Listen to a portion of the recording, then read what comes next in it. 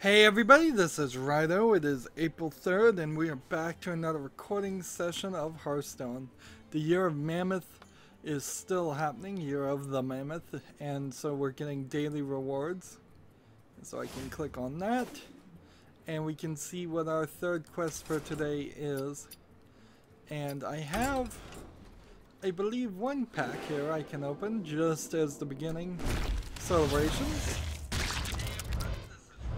And the end of the month has happened, and I'm gonna have to turn down the audio. I forgot about doing that. Hey, I also forgot to turn on a timer, which that certainly would help too. A lot of extra work going on to live streaming this. I wanted to make a specific mention going forward of the day I'm recording, because frankly I'm no longer pre-recording these, or my main focus isn't to pre-record Hearthstone videos, so therefore I want to talk about things as they're happening instead of things as they happened months and months ago. So let's see, we've got some new cards that we must have picked up at some point. A new Wisps of the Old Gods. That's a pretty good card, actually. Whispers of the Old Gods. May have been the name. We have a gold version here that we can disenchant for 50 dust, because I don't keep any gold versions. Frankly, any new player in Hearthstone, you don't even bother trying to get gold versions unless you're going to put hundreds of dollars into the game, because it's just not gonna, you're not gonna have a complete set. The way cards come in and go out, it happens way too fast. Let's see, I'm also still suffering from wireless networking issues, which might be a problem here as we do this. I still cannot for the life of me figure out what's going on with my wireless network. It seems just at random occurrences it decides to lose internet connection on the wireless and nothing else. And I have no reason. I've changed all the settings I can think of. I guess I'll try something different next time. But focusing on Hearthstone, we need to get 5 victories with the Druid or Hunter, 5 victories with the Paladin Priest, and 3 victories with the Warlock. So let's start just with the Druid or Hunter. And I think we did Hunter before. Oh, yes, and a new month happened. So I think I have a new card back. Yes, the Year of the Kraken card back. We'll switch over there. And now no, that was the wrong button. Here, Druid or Hunter is what we're starting with. No Tavern Brawl. Don't really want to spend things on. Now, Druid. Is this the Druid or the Paladin? Well, this is the Priest. This is the Druid. And this is the Hunter. And we need to play ranked, because the new month has happened too. So we'll start with secrets, and then go to beast, and then go to overload, and we'll just try and cycle through all of those at least once, moving through this to get the 5 victories that we might actually get to 5 victories a little bit faster. Last recording in particular, last recording session went really long. And this is the issue I've been talking about for a long time as far as Hearthstone, and I haven't been really recording it, is you just get into these losing streaks. Particularly when you have a quest that says you have to win. It just doesn't happen, because they want you to have a 50% win ratio. Right now you can look on my Hearthstone deck tracker, and it has a 50% win ratio there, but like that's not helpful in any sense. I'm gonna hold on to this one and then switch the other two. It takes forever to get these victories, and we went 3 hours, at least 3 hours last recording session, and I still didn't get everything done. Finally, I ran out of things to talk about, and I just put my foot down at the end and said, look, I'll just play this off screen. And then I spent another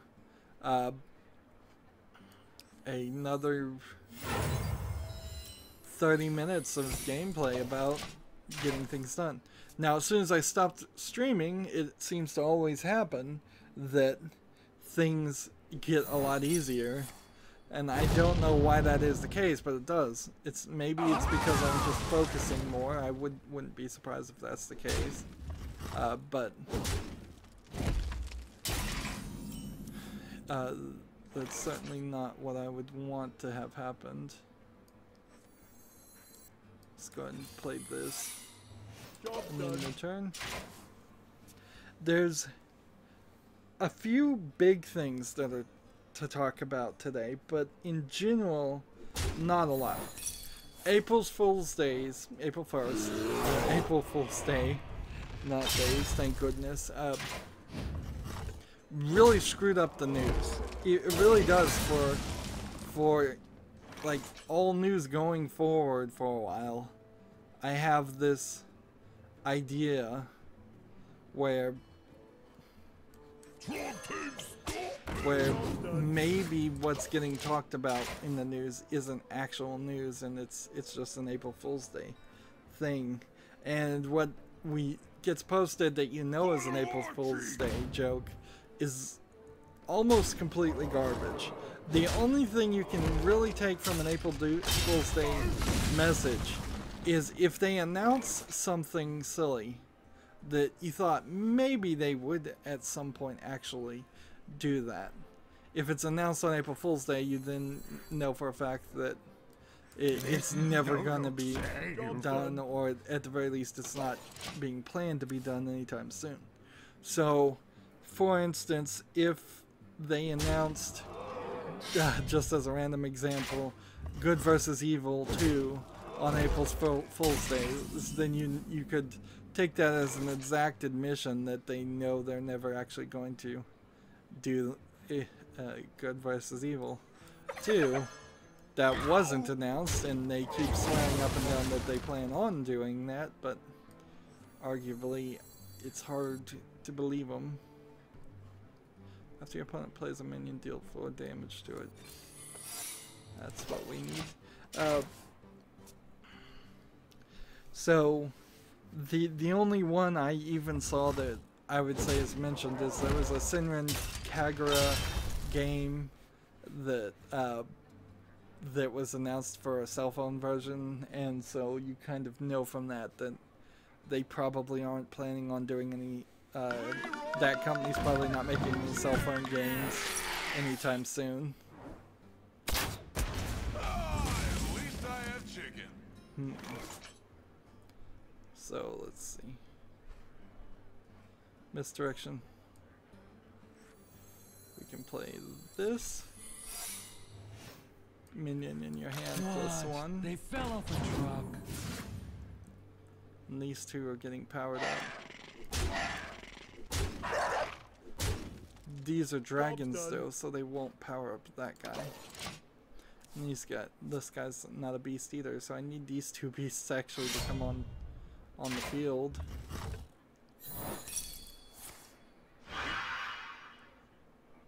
No!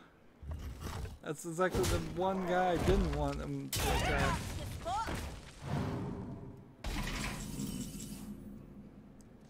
Let's see. Play this. Play this.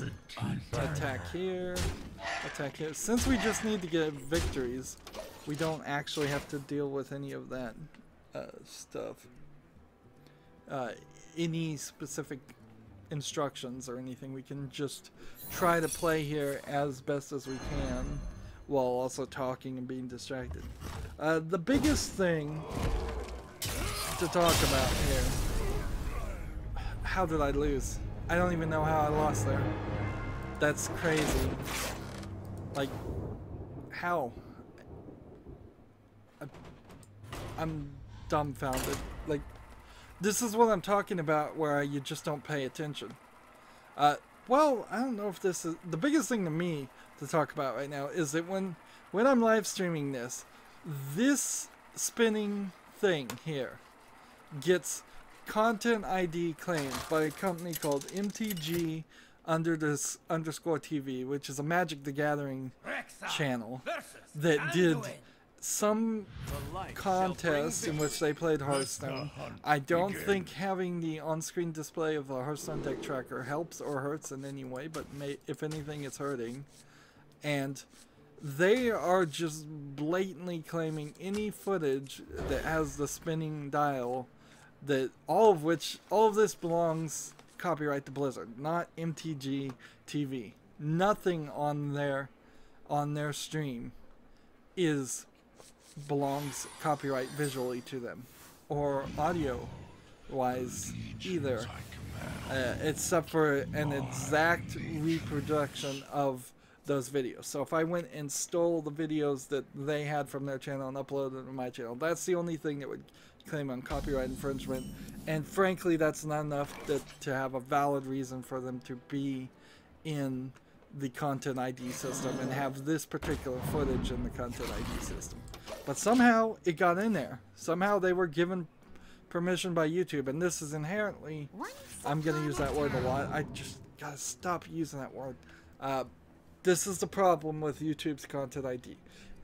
Every single person in it is potentially a bad actor, and most of them are bad actors.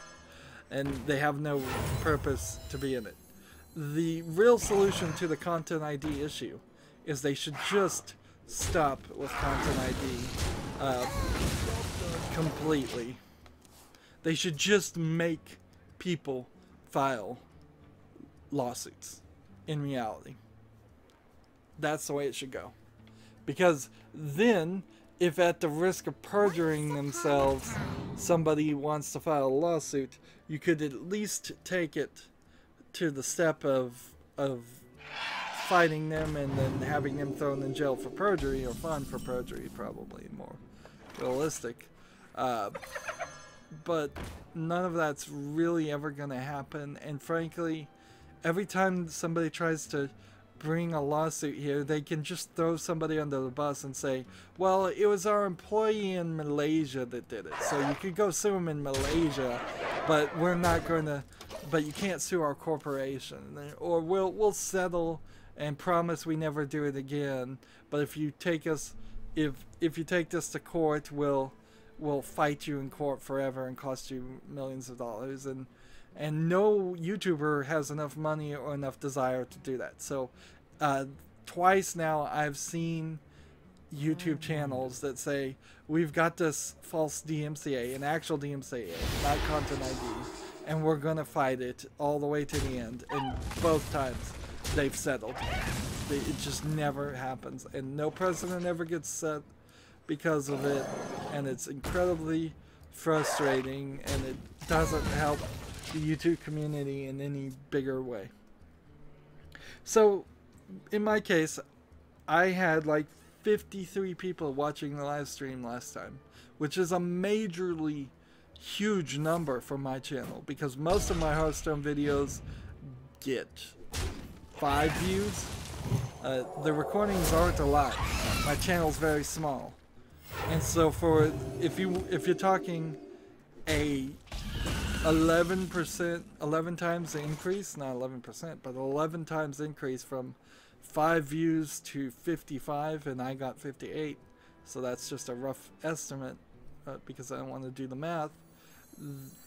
That's major increase, and that's increase that I see on my ad revenue, which while everybody else is complaining about YouTube ad revenue going down, for me it's a lot higher than it was. I got, in the last rolling 7 days, I got $1.10, which is still, again, ridiculous and not something you could actually live off of. Probably in very few countries could you live off $1.10, but most definitely not in the United States where I live. So there's, but compared to what I have been doing, I used to average only about 50 cents every rolling 7 days. So the fact that it's doubled is encouraging to me. And I, as a small YouTuber, am not seeing a problem there. That being said, I kind of also do agree with / believe that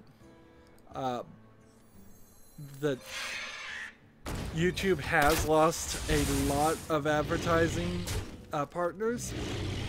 Not through anything that they really did. They are overreacting, and I think those ad partners are going to slowly trickle right back in. But right now, it kind of is a state of emergency.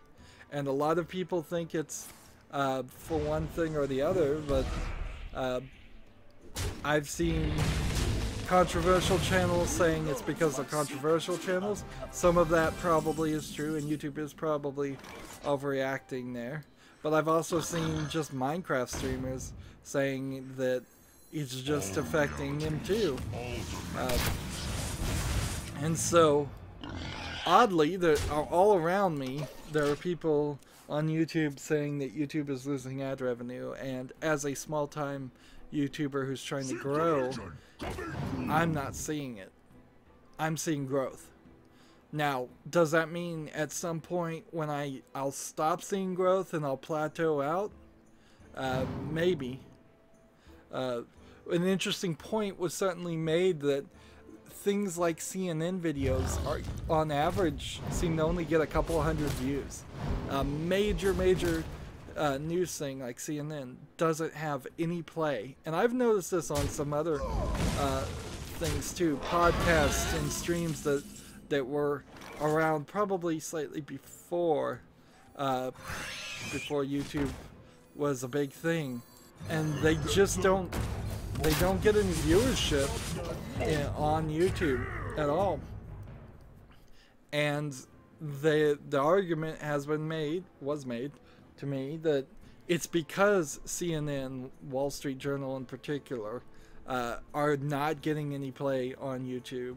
They're not getting any views, that they've made up the story and over-exaggerated the story that YouTube is full of a bunch of disreputable people that don't deserve to have ad revenue, and they've tricked effectively the ad revenue, the advertisers into not supporting YouTube anymore, and then they're trying to get YouTube to kick out. The argument is being made, they're trying to get YouTube to kick out any competition, therefore CNN's videos would get more views. That's almost certainly not what's going to happen. If it did occur that way, what would happen instead is people would just stop using YouTube, and it would be the death of YouTube. And that would kind of suck, because I personally don't feel like trying to get to trying to get into Twitch and make money from that. And there's a lot of other problems with YouTube too. But right now, my biggest problem is Content ID. Speaking of Content ID, on April 1st, I put out a bunch of copies of old videos that actually isn't as much a April Fool's Day joke as an experiment I'm running to see if I can get some of the videos that that people claim to own copyright on there, and then denied my fair use claim, which was valid. So I'm trying to see if these people will make the exact same decision before, potentially, unlikely, but potentially, to the point to make a point to YouTube, potentially to even maybe make a lawsuit. The very baby beginnings of a lawsuit myself. Now I'm not saying anytime soon I'm going to sue these people, but if they decided to sue me, I'm going to say, look, you didn't even protect your own copyright the same way. You ignored fair use, which you've legally been told you have to consider once, and then you didn't ignore it the second time. Ideally, what will happen is that these people will just not bother to respond, which is often the case, and then those videos will no longer be copyrighted, and I can delete the old versions and replace the new versions. And then what I'm trying to do is get all the content ID claims off of my channel completely. None of the rejected disputes rejected fair use claims I've made are valid on my channel at all. Unless you're going to try to make the legal argument that there is no fair use at all. Every single video I've done is under fair use. It's criticism. I'm talking over it constantly. Unless you want to make the argument that you have to, that even 5 seconds, that's always the thing is 5 seconds of the audio where I'm not talking valid? Is 10 seconds, is 60 seconds, is a minute of a 3-minute audio? Is the entire audio piece fair use if you're criticizing a game that uses that audio piece? Honestly, I think all of it's valid, because assumedly when I'm playing a game and they have audio in the game, they've paid for the use of that audio, and they've created a larger piece of art. This is my perspective. So a video game is in fact a collage of other copyrighted elements. It is copyrighted 3D art, copyrighted 2D art, copyrighted sound effects, copyrighted music. All of that is collaged to create a new thing. So on that new thing, when I'm criticizing that new thing, it's fair use, and I don't have to defend fair use against each individual element, because these were licensed products in the first place. If you go the other way, then it becomes this completely unreasonable thing where somebody could own the copyright to a piece of, like, the number 1 here, the font of this one, and somebody could come back and say, we used my copyrighted font of 1, and therefore I own all the revenue here. And inherently, this is where it's all just highway robbery, is as the content ID system is just allowing people to lie and steal money from me, and they know it's fair use. So that's the biggest thing that's happening to me right now. The biggest thing that's happening in the real world, though, where regular people live, is Valve talked to Jim Sterling, Total Biscuit, and Jenna Bain. I believe it's Jenna Bain was the third person. Now, kind of effectively what this really means is Valve talked to Jim Sterling and Total Biscuit, because Jenna Bain, as best as I can figure, is the CEO of Cynical Brit and Axiom Esports, and she's probably Total Biscuit's girlfriend / wife. And we have to remember that Total Biscuit is going through chemotherapy, and he like lots of people that go through chemotherapy have chemo brain, where it's just hard to focus and it's hard to think. So I kind of almost think of Jenna Bain in this conversation as a helper to Total Biscuit, and as far as both Total Biscuit and Jim Sterling's reporting of this meeting, neither one of them really mention her other than she was in the room. They don't mention that she asks any questions. It would be kind of interesting if it turned out that she was heavily focused on Axiom Esports and was asking different questions or having different conversations than what the other two were talking about. But I bet that's not the case. Tide rises. at all. Let's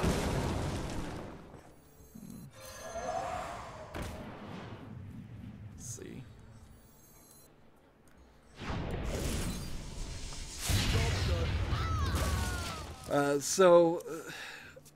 Like last recording session, I talked about Jim Sterling being in Valve. I didn't know that Total Biscuit was with him at that time, and I said I didn't think he was gonna really add anything to a conversation there as far as Steam. In the most part, I don't think he probably did. I don't think any of them probably added too much to the conversation, because frankly, I would love to believe, and I honestly do believe, that Valve was already aware of it. It only looks terrible on Valve if Jim Sterling and Total Biscuit, who have been talking about the problems of Valve for years now, somehow brought up something that Valve hadn't heard, because that just means Valve wasn't listening. And see, I've got like 5 minutes to go through all of this. Now I've just run out of time. So basically what I heard, and all of this is just kind of more conversations and in progress things than things that are going to be rolled out tomorrow or a week from today or a month from today, maybe even years from today. They're going to improve Steam Discovery, which, of course, I mean, you kind of have to improve Steam Discovery, because either you do or you don't, and if you don't, you're not going to get anywhere with improving Steam at all. Part of improving Steam Discovery is they're going to try to give a lot more information, so this is the reason why you were suggested this game. Is it because it was the same style of game? Was it tagged as the same style of game that you've played a lot of? Do your friends play it a lot? Arguably, there's a problem in there that wasn't brought up, in the fact that you're limited on Steam by the number of friends you can have. It's not an extremely constrictive limit, but you really don't have the ability to just to have hundreds and hundreds of friends, and you have to level up your profile to have more friends, and leveling up your profile requires you to get medals, and getting medals requires you to get into trading cards, and trading cards are already a major problem, and that's why there's so many bad games they finally admitted. So as a secondary thing, they are going to try to get rid of what they call fake games, which is probably a bad choice of a name, since that's kind of a politically charged term now, overused term. Asset flips, low quality games, things that are just put out through Steam Greenlight. They're going to try and limit their ability to make money by somehow, and they haven't decided yet, not allowing them to get trading cards and make money off of that unless they have a certain number of players or something else like that. Something that would, like, in some way reduce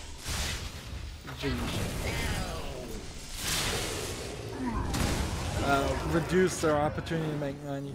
So in Valve's fantasy way of thinking, and I can only really call it that they're going to have a better discovery that hides and buries bad games. So more and more bad games are going to get hide and buried, and you're not even going to see them on the front page. And they're going to somehow make it impossible for anybody to rig the system to make money. But because they're hiding and burying bad games now, they want to be surprised with what they think are bad games, because frankly, before they let visual novels in the game, they thought all visual novels were bad games, and then once they let them in, they were really, really popular, and they gained a lot more market share, and a lot of sales through that. And frankly, there are good visual novels out there, and they're very popular in Japan. But there's also a lot of low-quality visual novels here too, and you kind of have to draw a line there that I don't think Valve knows how to draw that line. They are having a real hard time recognizing the difference, and they've said this multiple times by, I think, multiple people in Valve, that when people say low-quality asset flip bad games, in their mind they think visual novels, and I don't know why. They're completely different things. And there may be an overlap in those two circles. There may be visual novels that are low-quality asset flips, but almost certainly a visual novel is not a low-quality asset flip, because it's going to, at the very least, have a lot of dialogue in it and go for quite a while. And the refund system may help a little bit there too. So to try to promote those games they think are bad games, they're going to have Steam Explorers. They're going to try to have Steam Explorers. There's going to be a project that you can sign up for, and and you will be shown a list of, like, a discovery queue of low quality games, and they're going to try and encourage you to play one and then promote it. So it's kind of for YouTubers, and potentially promote a bad thing back into the front page. This isn't too far from the suggestion I made of having two stores and having a Steam indies store where low quality games go and they're free, and there might be a coin system, and then if some of those Steam indie games become really good, they might get promoted somewhat back to the main store. The only difference between my suggestion really and what they're saying is they're not going to have two stores, which is fine. I said they should have 3 stores. Honestly, they should go into an adults only section too. To have Steam Explorers want to do any of that, they're going to be given some kind of rewards, probably a free refund per week, so you can just play a game all the way through and still get a refund, no questions asked. And they were directly told, but I'm not sure they really paid attention too much, that they have to react to bad actors that are their business partners. So people that do DMCAs, trademark claims, try to sue people, wipe their forms, that they really have to react to that stuff and take a harsh action and kick those people out of Steam if they are going to be bad actors, because they are making Valve look bad. You can't work with a bad actor and then say your company is a good company. It just doesn't work that way. That's not how reputation works. I think they need more data before they can really improve Steam's, because if it is just that I play RPGs, therefore everybody finds out they can just tag their game as an RPG and I get shown RPGs or suggested RPGs, well, that's the system we have right now. And Steam is missing things like, can I sort this by age group? There's no age grouping on any of them. You can't even really search for ESRB ratings. Sometimes they show up, but most games they don't. Can I search visual novels that have English dialogue? Full English for dialogue? No, I can't. That's another problem. Steam Direct is likely to be less than $1,000, probably $100 or around there. And frankly, they are going to try and improve Steam Curators to make that something that's actually usable. And they're working on a system that's not really going to affect too many people, where developers can give Steam keys directly through Steam instead of sending it through email. That stops people from pretending to be Jim Sterling or Total Biscuit and asking companies for free keys, which those free keys then either get used by that individual or go on G2A or some other site that sells and trades keys, and then so they're doing a small step to try and remove that. Now, they didn't mention this, but the question there is, if I get a key from a developer, then do my reviews count as a game I actually purchased? Or is it one of those other reviews that doesn't really count to the overall rating because I don't have money invested in it? I would almost certainly say it doesn't still count. That I think the idea there is clearly that they want to not count people that didn't actually financially buy the game.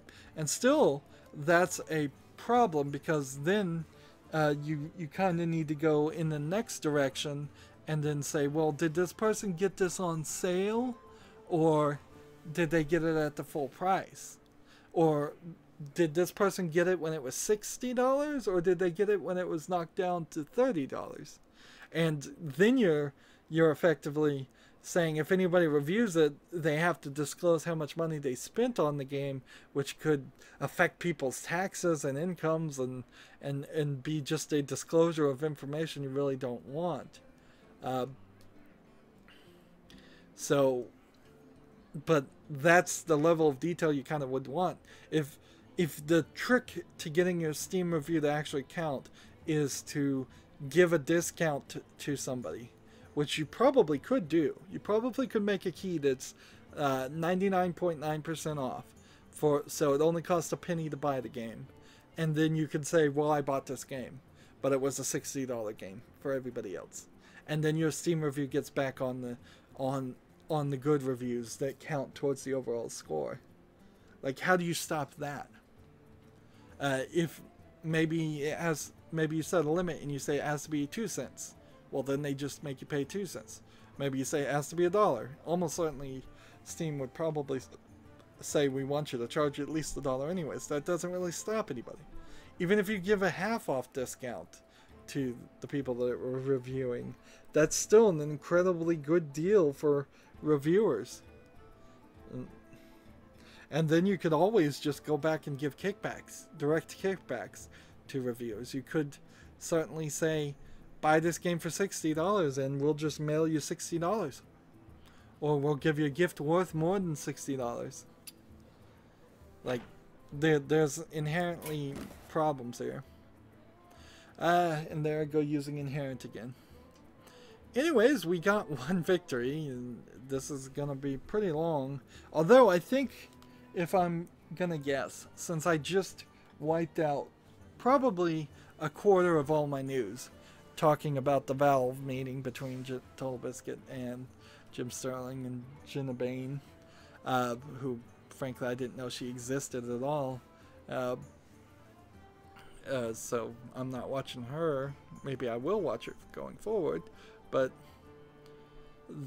not a ton of news happens here, and so we're probably going to end shortly, and then I'll just end up playing on by myself. Anyways, we're about 7 minutes over. That's it for this recording, but if you're watching live, stay tuned. As always, I ask you to like, share, subscribe, comment, and watch every second of my videos. If you want to friend or follow me on basically any social media sites, there's a whole bunch of links down below. Thank you for watching. Have a good evening.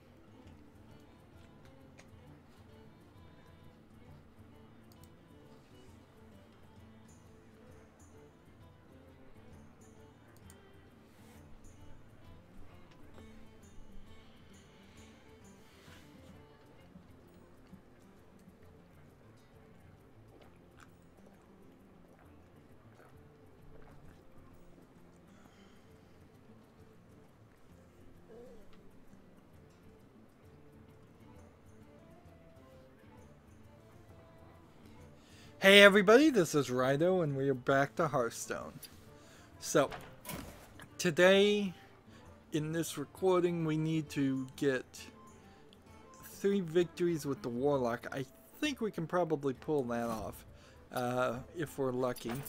It's April 3rd. I've decided to start announcing the date of my recording. The months has passed over, so we need to get our wild ranked play back up, or standard ranked play. Actually, we could also go to standard after we get wild up, if that becomes something we want to do, at least for a few of those card sets. April Fool's Day recently happened, and that certainly messed up the news. Lots of garbage April Fool's Day thing. I wish people would just put their foot down and say, no more April Fools. Just stop. We're not going to do anything. We're either not going to post anything on April 1st and then you just stay off the internet, which is mostly what people have to do, or we're going to post news and be a reputable source completely. And we'll be the #1 trusted name in news to steal CNN's motto, which every single day of the year, not 355 days out of the year. Happy New Year! Here we go. We'll greet. Let's do this and then return. But there are a couple of things from April Fool's Days that is weird. First of all, on April 1st, a We Happy Few movie has been announced. And it's consistently still getting released as news. And it may have come out slightly on March 31st, depending on your time zone, and so that might be part of the factor here. But it's being reported by many different news sources as something that's really happening, and so at the moment I have to kind of think that it actually is happening. It's not a terrible thought, really, because We Happy Few as a movie has a lot better chance of succeeding than it does as a game.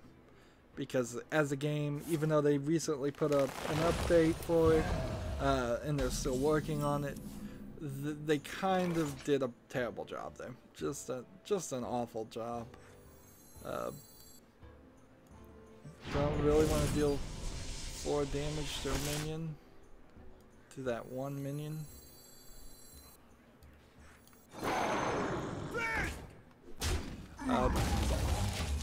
So yeah, the idea of a movie, the idea now, is it a live action movie or is it a cartoon movie? That's a good question. Because if they're just going to animate the cartoony people, which that might be the better way to do it, because I'm not sure how this is going to really play out in live action any better than it would, then yeah, maybe you could do that. Even if it does become a movie, though, it would have to be a very successful movie to then get potentially a sequel, or maybe a TV spin-off, or maybe some direct-to-video things that, frankly, you don't do too many direct-to-video things in the West. That's more of an anime thing. The direct-to-video OVAs, or original video animations.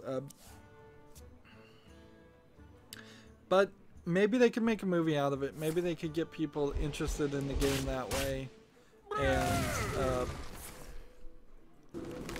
and then maybe by the time the movie comes out, the game will be good.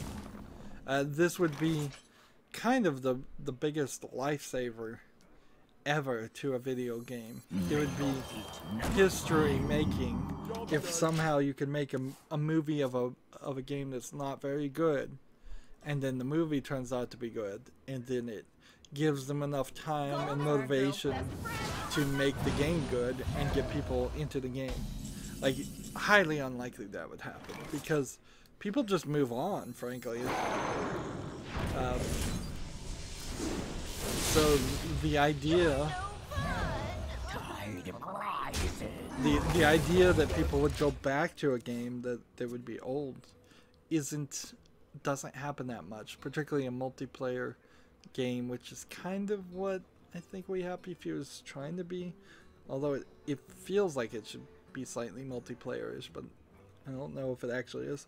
There was a Think Gig gag for April 1st that I kind of wish existed called the swear jar, where it's not a jar that you put money in it every time you swear. It's a jar that you put money in it. It recognizes how much money you put in it, and then it swears back at you in either a positive swearing way or a negative swearing way based on the amount of money you put on it.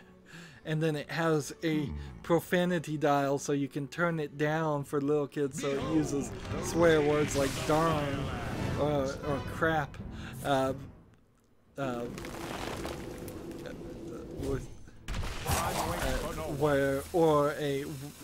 Or you can turn it all the way up to use like the long stream soliloquies that you might get from like Andrew Dice Clay, really imaginative swears. And then it has a button to go between a female voice and a male voice. And so, honestly, the only real thing that would stop you from building something like that yourself would be a slightly difficult process of figuring out how to recognize what money goes in there, what amount, and that they said add a system to know you can't trick it by putting wooden nickels in it or something like that, or tokens. It'll swear at you for that. But otherwise, if you could determine the amount or just take out that element and move on from that, you might actually be able to determine the amount of coinage by itself just by weight. If you can get a really sensitive scale at the bottom of it and zero out the weight of the jar all at the beginning, and at any time there's a new weight in it, run that against a truth table of how much a penny weighs versus a dime versus a nickel versus a dollar bill versus a $2 bill. And see, I'm not sure if a dollar bill versus a $2 bill weigh any different, or if you could get a scale that could weigh at that precision at a cheap value. And then you just need to run like a computer, like a Raspberry Pi or something under that. Or maybe you could even get it with an Arduino. But yeah, that's something that could actually be built. But that's not even having anything to do with video games. That's just something I saw that I thought was cool. Let's see, this. Going for more damage. Didn't get it. I could kill these two. And hope. Do 3 damage. There we go. Moving on the news, as we're gonna kind of quickly go through everything. Talking about things that are still being worked on and still need to be worked on. Dishonored 2 is coming out with a demo that includes the first 3 missions later this week, if you're watching this live, which honestly there's some weirdness there, definitely some weirdness there, just in the fact that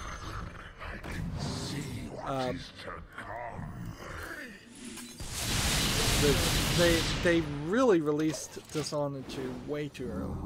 It was completely unfinished. Missing features, missing functions, missing abilities, and now they're trying to get people to play this game, and it's too little, too late. I mean, the demo should have come out the day the game was released, not months later. It's really, really silly. Back to April Fool's Day, much like the We Happy Few movie, maybe that's an April Fool's Day joke. No less than 3 Japanese people claim to be leaving their jobs on April Fool's Day. Now, here's a perspective to take on this that you might not consider.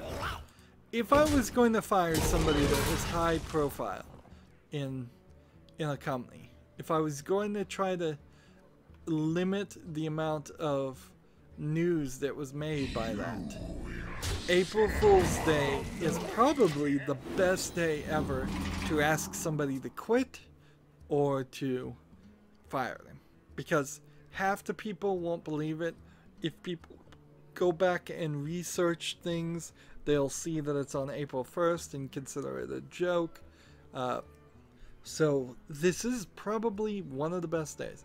The other thing to think about is January, February, March, April. April 1st is the first month of the year, and quarters go 4 months. So that April, the last day of April, would be the end of the first quarter. It's not unheard of, if you're going to try to fire somebody, to fire them in a quarter before you have to report your earnings and losses, because if it's a higher up, a lot of their paychecks would very well be included in your profits and losses. So, 2 reasons why April 1st might be a logical reason to actually fire people, but who knows. So, who quit / was asked to quit / was fired? I mean, at this level, if you know their name, it's usually all the same. We reported last time Palmer Lucky was departing the company. It's about the same. Wow, he's gone up to a level 9. Wonder if the animation changes a second time. Like, this is a 6/6, and it changes a second time when it becomes a 7/7, and it changes when it becomes a different one too. So if he gets to a 10/10, I wonder if that's yet a different type of Jade Golem that will be animated. Going forward though, so Project Ozone co-producer Koji Ishitami has left, let's see, Monolith Software, and according to what was announced. 10/10 wasn't any better, and 11/11 wasn't any better. And he's going full Jade on this. I wish I had a quest that had me, give me a reason to continue playing this guy. I really should just concede, but I'll continue. I'll let him do his thing. I kind of want to see how high you can get the Jade things. I bet you can't get it much more than at 20 or 30, because the number of cards that you can play to get to 11, you see, is not even that much.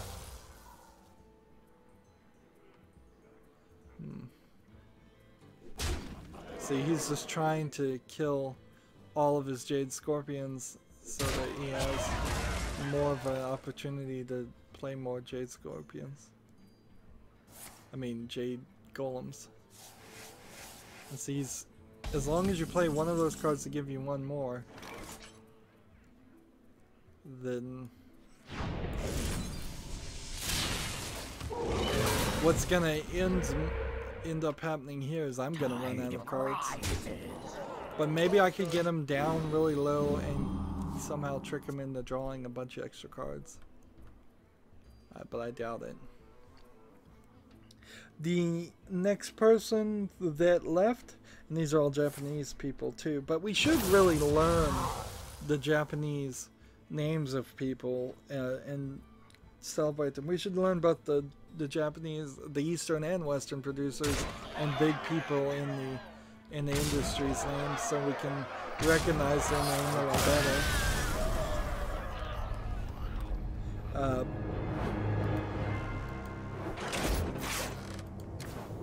I guess what we can do here is we can swap between casual, standard, I called it casual, that's about right, and wild. So the other people who left have both left from Square Enix. I believe. So that kind of also gets back into the idea that maybe very much the fiscal quarter or just the annual quarter was coming around, and Square Enix actually did intentionally lay off these two people. So Yoshinun,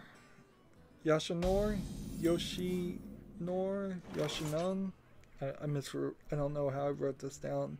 Yamagishi, who was the producer of Star Ocean and Valkyrie Profile series of games, has left in some pattern or another. They have left Square Enix, whether they were asked to leave or fired. I keep bringing that up, and it's only speculation on my part. And then Ishimu Kamikokuryo, which that's quite the mouthful, but usually when you see a Japanese name like that, it's actually not pronounced that way. A lot of that gets said really fast or dropped. But again, I probably mispronounced all their names. He was the art director for the Final Fantasy 13 trilogy, Final Fantasy 15, and the Third Birthday, which I think he also did something in Final Fantasy 2, is what I think I saw there in a different article, because there was multiple articles like this that I end up reading and combining into one brief thing. So there you have another big chunk of news off my board erased. So only time will tell if those people actually did leave or not. I guess you kind of have to take it on face value, but it may have just been an April Fool's Day joke. This is a problem with April Fool's Day jokes, again, because you just don't know who and what language is going to read it, or when they're going to read it. So this, if it is a joke, will be on the internet forever, and Google's algorithm might be able to filter out some of that stuff, but it will still be found. Next thing I probably wanted to talk about, since we're still talking about April Fool's Day joke, there was an 8-bit Bayonetta game that came out on Steam for free. If you can still find it, please, I heavily recommend getting it, just so you can play it, if nothing else. And if you get all the achievements on it, it points to a website that has a counter that's counting down to something in 7 days. And so there's a small chance, I can be slightly hopeful, and we all can, that Bayonetta 1, possibly even Bayonetta 2, possibly both of them in a combined thing, are coming to PC. But it's a real small chance. It could be that countdown is counting down to nothing. Maybe, I mean, the other thought is it might be an announcement of Bayonetta 3 coming to the Switch. Like, that's also a possibility. So all we know is counting down, and for all we know, it may be nothing. It may just be a long-term play April Fool's thing. It may be something that's completely not newsworthy, like they're gonna sell a $100 3D model of Bayonetta action figure, or something like that. If it was to come to the PC, that would be amazing, and that I'd be one of the very first persons to buy it. I would probably break my rules right now and just intentionally buy it at full price and start trying to cover it as an extra thing. I could squeeze it after Honey Pop, and it wouldn't be terrible. It's a terrible nudge there. I think Honey Pop is either over or close to being over anyways, so we could possibly have a little bit of an overlap there, where I just schedule 2 videos at the same time or something like that. I don't even know what I would do, but I'm so heavily under the motivation to play Bayonetta that on PC that I would do almost anything to make sure that happened.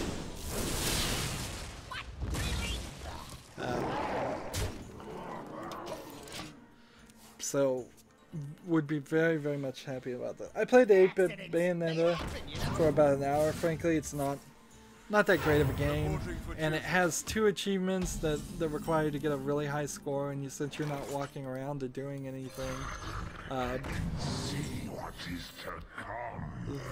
there's some issues there of it's not really that replayability.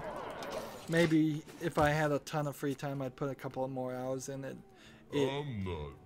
It requires pushing a lot of buttons, which Bayonetta games have always kind of required pushing a lot of buttons on the controller, but I just don't feel like the controller system that they have is the greatest.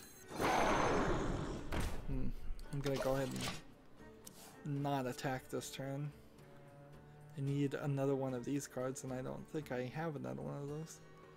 I could probably look over here and see. I don't particularly use the Hearthstone deck tracker function personally, so well, very much it can be argued that it is cheating to use this because it gives you perfect memory. I turn around and don't ever use it, so if it is cheating, then I'm very bad at cheating.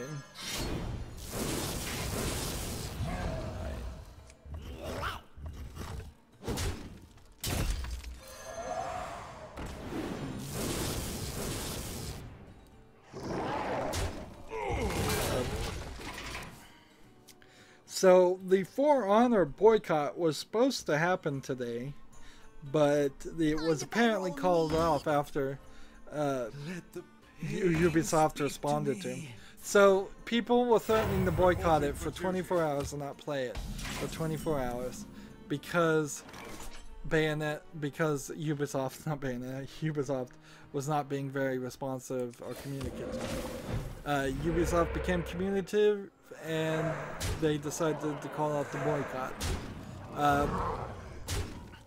I suppose the question then gets down to, do you feel like Ubisoft just paid lip service to the angry mob of For Honor players and therefore they appeased them?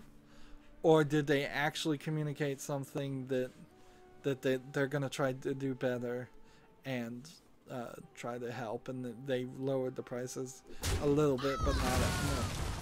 Honestly, if I was a person that cared, I would say if you're getting to the point where you're doing a strike, this is basically a union strike here, where you're going to not play the game, you at that point need to go on to strike until a full and total agreement has been reached. I'm not sure I feel like For Honor has made a full and total agreement to fix the game in ways that makes the game good. I don't think the slight increase in steel helps that much. I don't feel that the server issues and the other things have been fixed there. But there's almost certainly a lack of passion there, obviously, since people threatened to boycott and then just got it down. I want to kind of say people are sheep, and it seems like it. Inherently, my own opinion is that For Honor is not a good game. It has multiplayer crammed in it, and nobody should play it until it fails. They rip out the multiplayer, or the multiplayer is no longer a big factor, so they're not going to try to microtransaction you.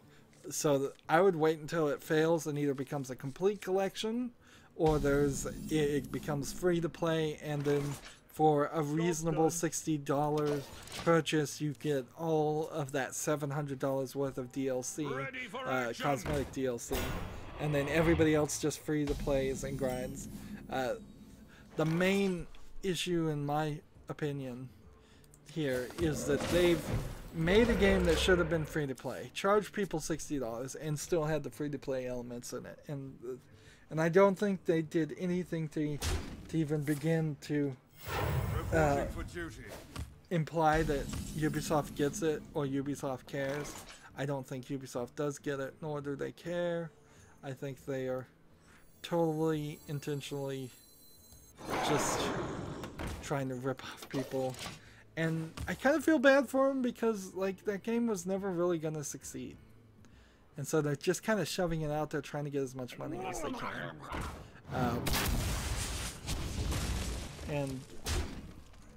And I don't know, the free-to-play probably was the right way to go, or split it in half and have like a free-to-play multiplayer version of the game, and then on top of that have a paid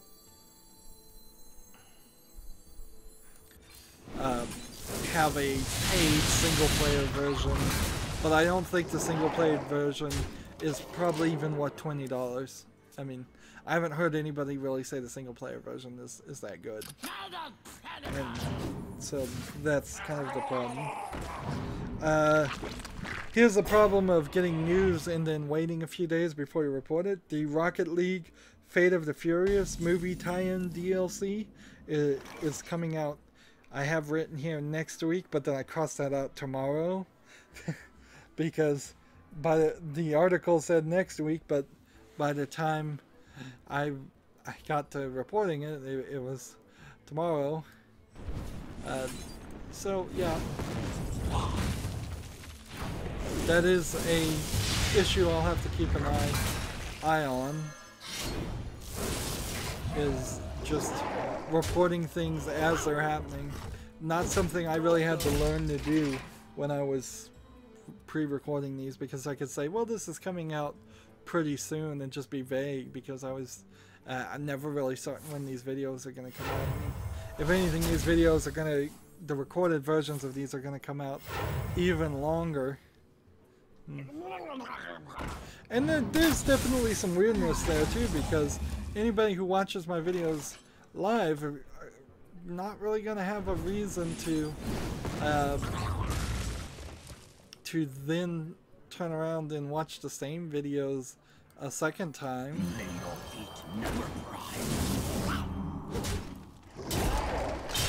There, I'm about to win and we're about to end this.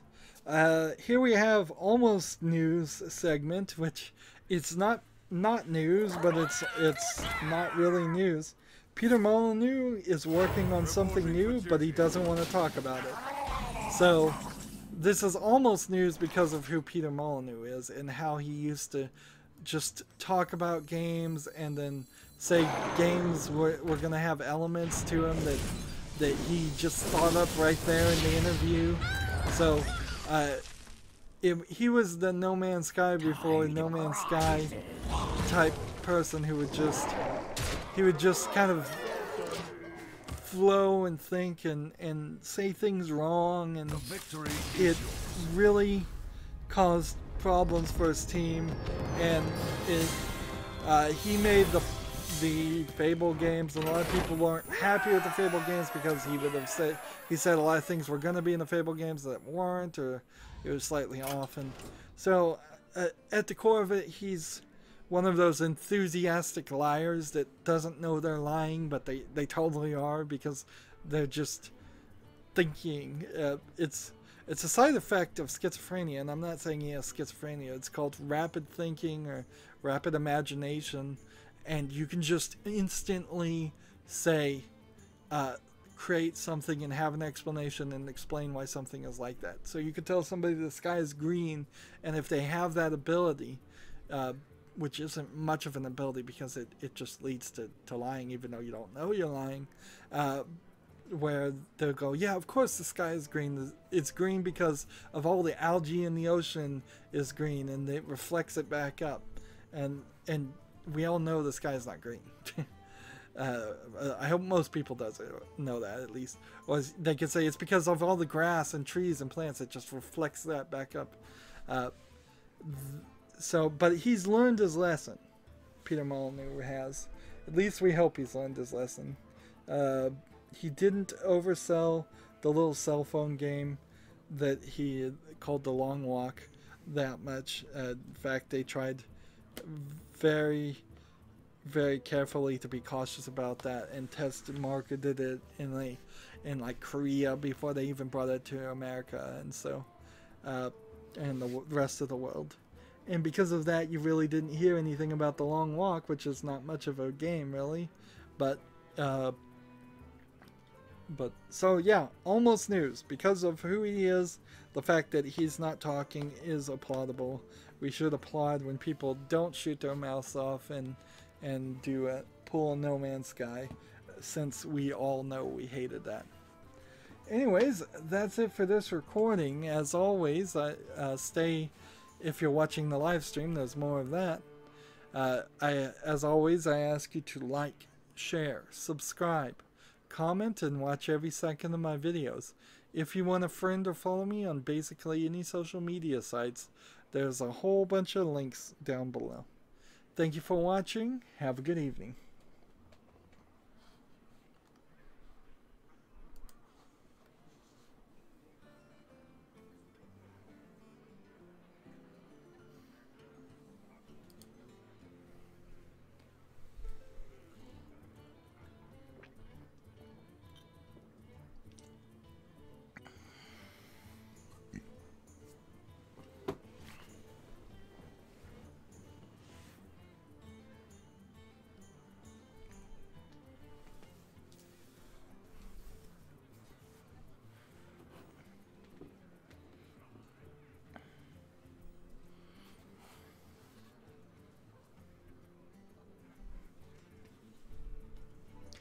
Hey everybody, this is Rydo, and we are back to Hearthstone.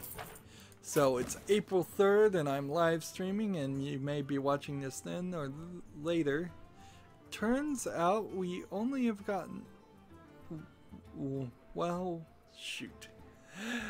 I just looked at the quest, and I'm supposed to get 3 games with the Warlock. I was playing with the Shaman the whole time, which I didn't need to play as a Shaman, so I'm an idiot, and that wasted an entire recording session for no reason.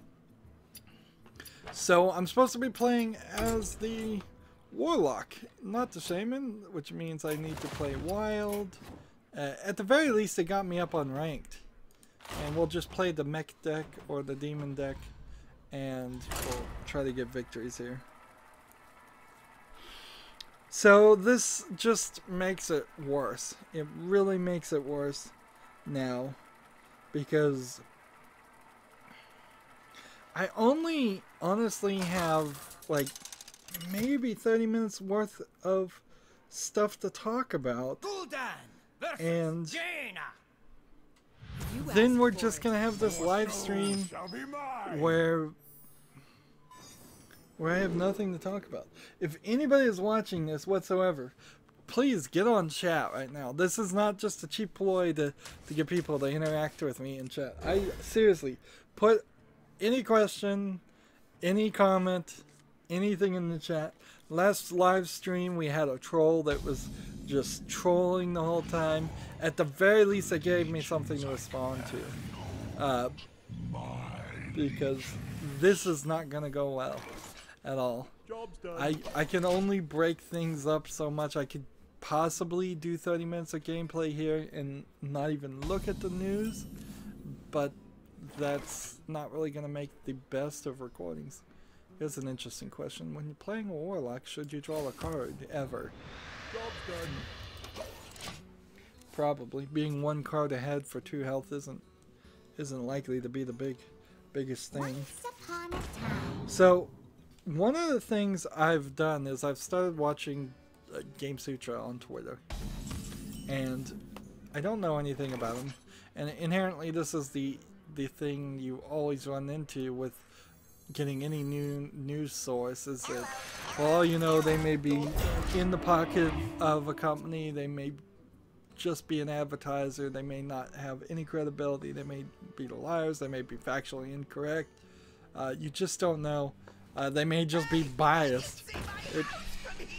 It seems that the Western video game media is in many ways very biased and very groupthink, and it's really killed any idea, if I ever did, which I really never did, have an idea of being a part of the video game media and as a whole, as a group. It's like I'm now kind of very much against them and saying, you know what, you're the old media, the way you do it, the way you buddy up to the video game companies, the way you give everything 7 out of 10s even when it should be a lot. Like when you look at most of the video game sites, none of them are giving games 2s or 1s. And if you're going to have a 10-point scale, there should be 1s, there should be 2s, there should be 3s, 4s, and 5s. And everything just starts at a 7. It's like an average game should get a 5. And instead an average game is getting 7.5. And it's just ridiculous. Let's see, what do I want?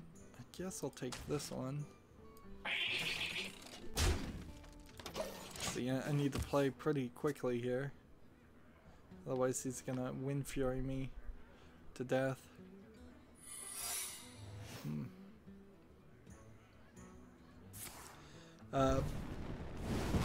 But to make a short story long, which is exactly what I just did there, I've been following Game Sutra, and since Game Sutra is this more Japanese website that just happens to be in English, Job's done. I'm seeing more announcements and trailers and character trailers and extra trailers. They really do pull out all the stops for Japanese games more than you do in the Western world.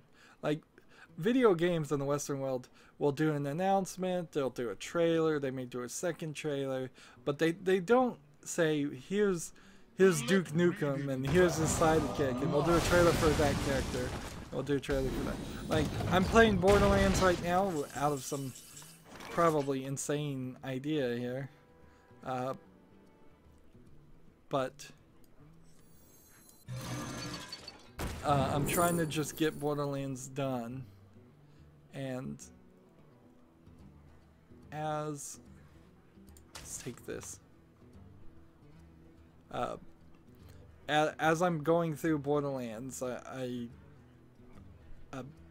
all those characters could have had a character trailer. That's what I'm trying to say. Gosh, sometimes it's just hard to spit it out and play a game at the same time. And there's some weirdness on Borderlands too, and I'll talk about Borderlands in a second. But yeah, you could have had a trailer character for Lilith and Brock and Brick, or is it Brick? And I think his name's Brick. And Mordecai. Wow, I just killed everything, didn't I?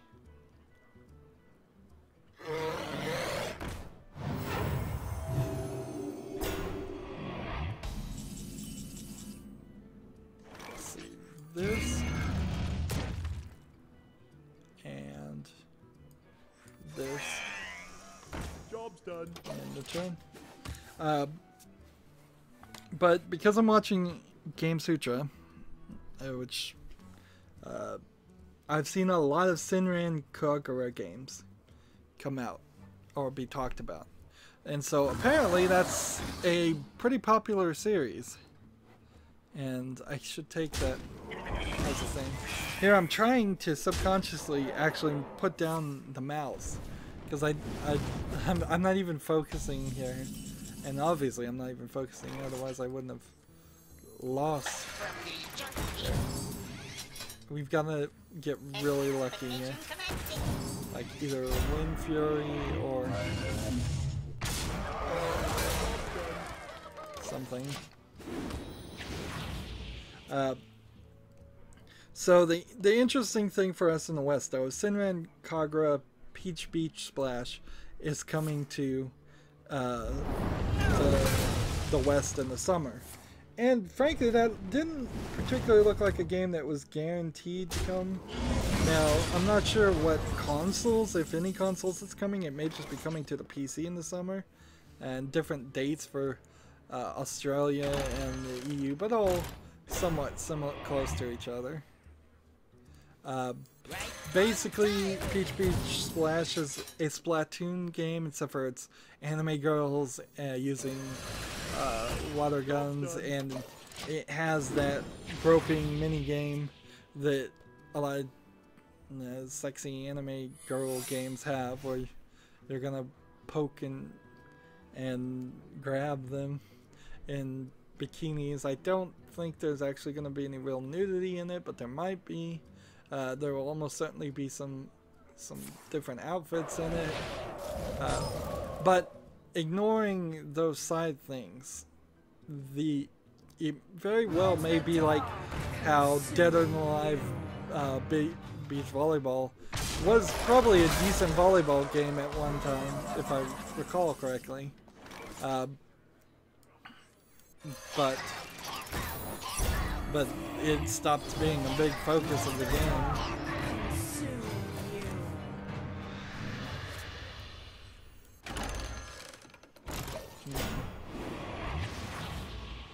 So, you might have an actual competitor to Splatoon, and if it comes to PC, which I'm kind of assuming it will, then you've got a... Well, I don't know what you've got there, actually, if I think about it. The thing about Splatoon that made it a interesting sell as a game was the fact that it was first-person shooting multiplayer with a kid-friendly, cartoony Nintendo feel to it. Shooting squirt guns with ink, or moving ink and paint all around in Splatoon. You kind of lose that when you're talking about anime girls in bikinis.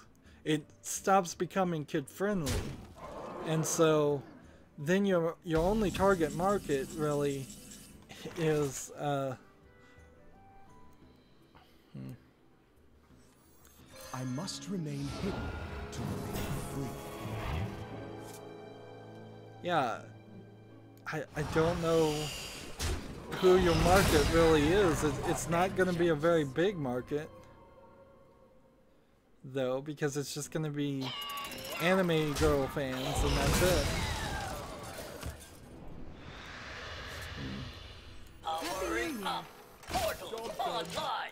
Yeah, I'm losing here. This guy's at 32. Yeah, so if you wanted to play a first-person shooter, why not play Borderlands 2? Now, so yeah, I don't know how well that's going to sell. That'll be interesting to see. Are there enough anime girl fans to make... What in the world? Amazing. I was apparently just thrown a major bone. Portals online. From the junkies. We hunger for vengeance. They apparently decide to let me win, or they're gonna kill me in some amazing fashion. For Blackwood. I assume my opponent here just has to play a certain style of cards.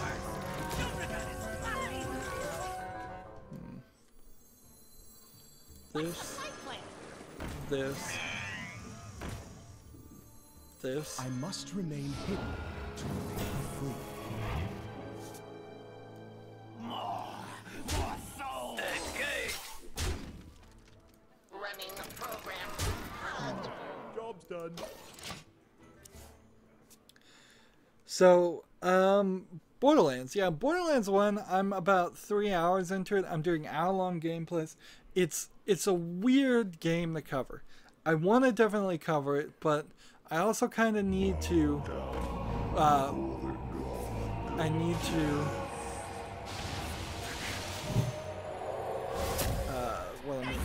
I need to kind of hurry through it, and that's gonna be slightly difficult. And am I finally done?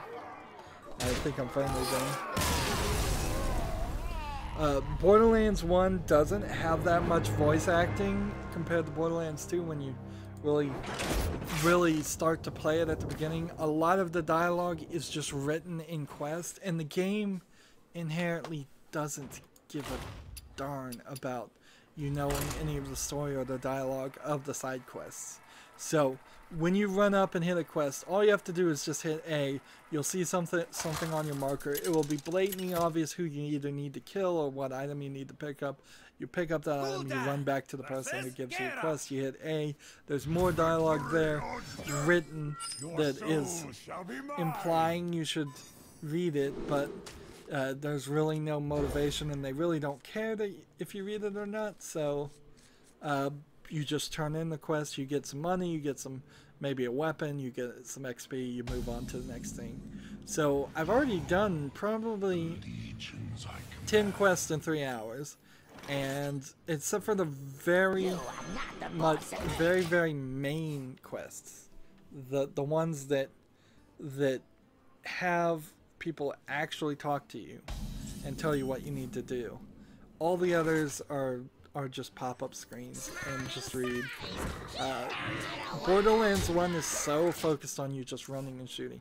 And so the entire game, possibly 100 hours of gameplay, is just going to be me running and shooting.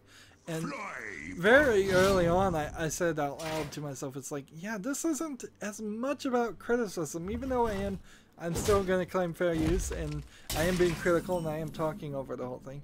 It's not as much about criticism as it is just about me having fun with it, because that's kind of all I can do there. A lot of it is just centered around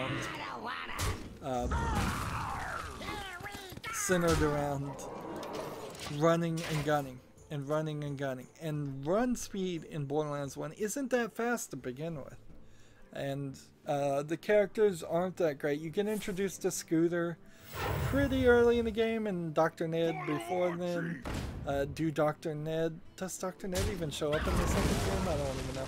And I haven't played the pre-sequel, which adds that whole oxygen element to it.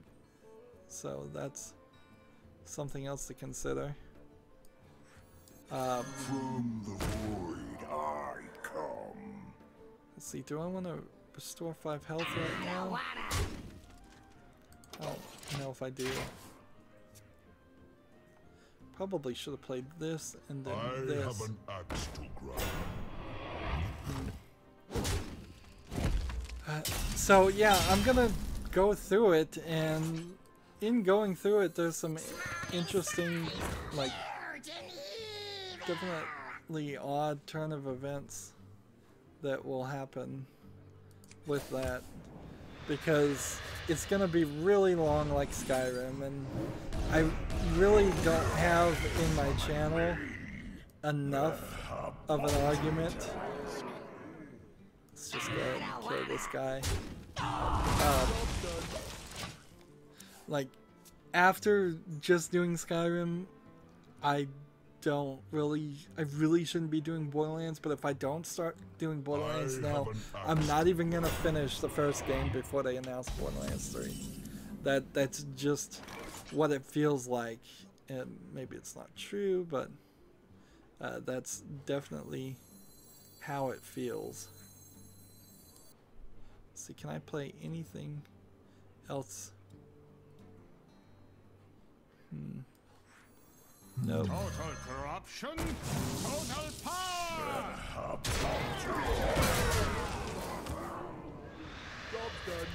There we go. So yeah, I'm going through that. The weirdness too, and I couldn't get around it. I played all of Broken Sword 4, pretty awful game. Really didn't like a single part of it, so I'm not going to go into it too much. But yeah, boy, was that bad. And frankly, there's some weirdness weirdness with the Broken Sword series in general. You're in trouble now. There we go. That's exactly what I was hoping would happen.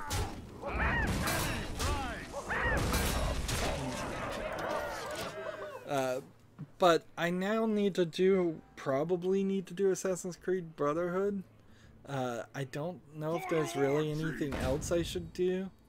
If I put it off, I suppose I could maybe put it in the 7 o'clock time slot, and well, not the 7 o'clock time slot, but maybe there's something I could do there. Yeah, I'm desperately trying to find something to do there because I don't want my channel to be possibly no kids game at all, which is a possibility. Dirt 4 had to set at the last time slot because I'm not doing anything after Honey Pop. Hearthstone recordings, which people may not watch, and let's just play that again. And then Borderlands and Assassin's Creed, and a point-and-click adventure game, which would be Broken Sword.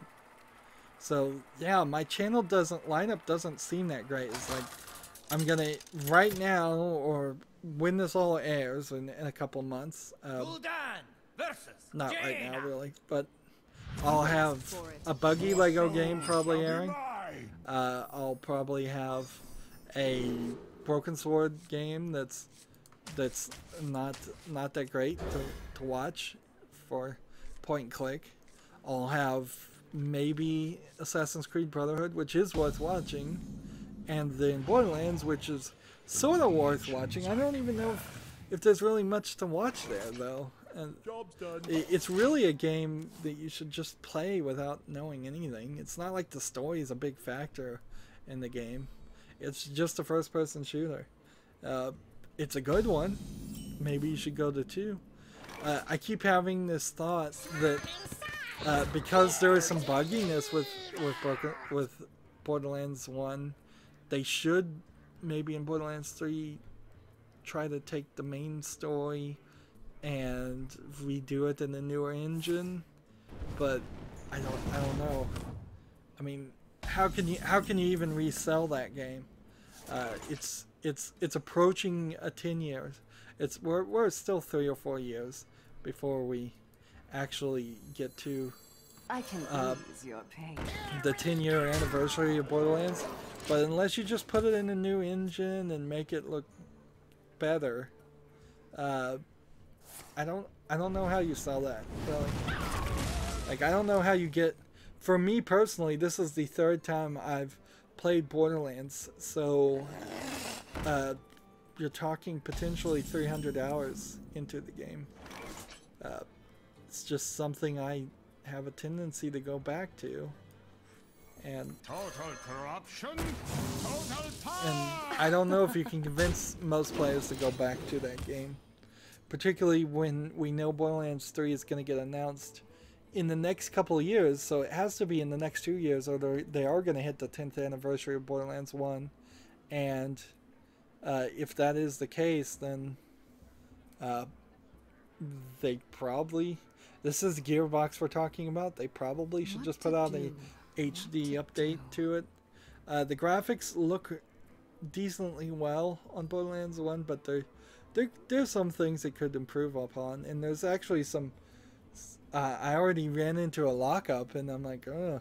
And I've already run into a bug, and I'm only 3 hours in. So there's definitely some improvements that they could have done to the game already. But mostly you just need the story. You need to speed up that story a little bit. Although it doesn't really matter. You can probably tell the entire story of Borderlands 1 in 3 sentences.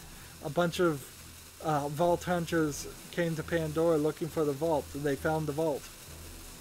Inside the vault was a monster, and that was kind of it. and they defeated the monster. There, that's 4 sentences. That's way more than you even really need to know.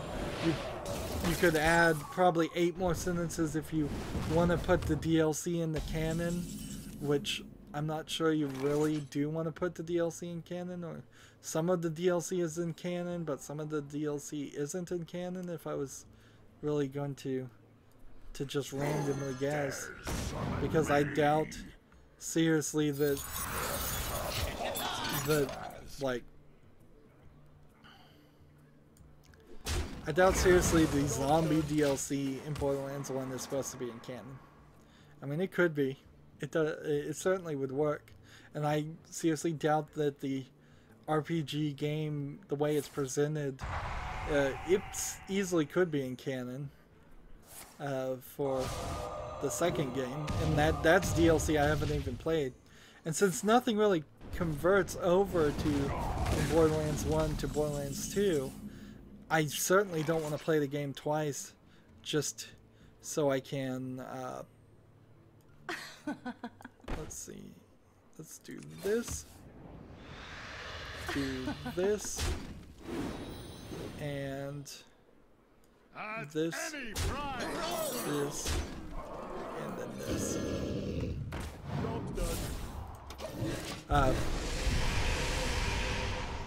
Yeah, since the second game is a whole nother set of characters, you almost assume that the pre-sequel is a whole nother set of characters too, and the third game is going to be a whole nother set of characters too.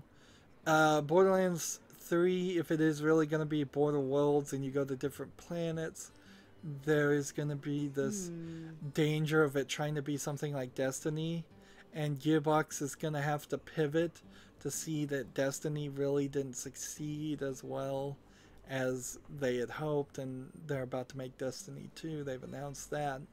So that 10-year plan of things like that doesn't really need to happen. They should just tell a story, put us in maybe 4 or 5 different planets, do the Star Wars thing, probably, where if Pandora is a completely desert planet, go to a planet that is completely ice, go to a planet that's completely water. That would be kind of hard to do, but they could be swamps and always raining type things.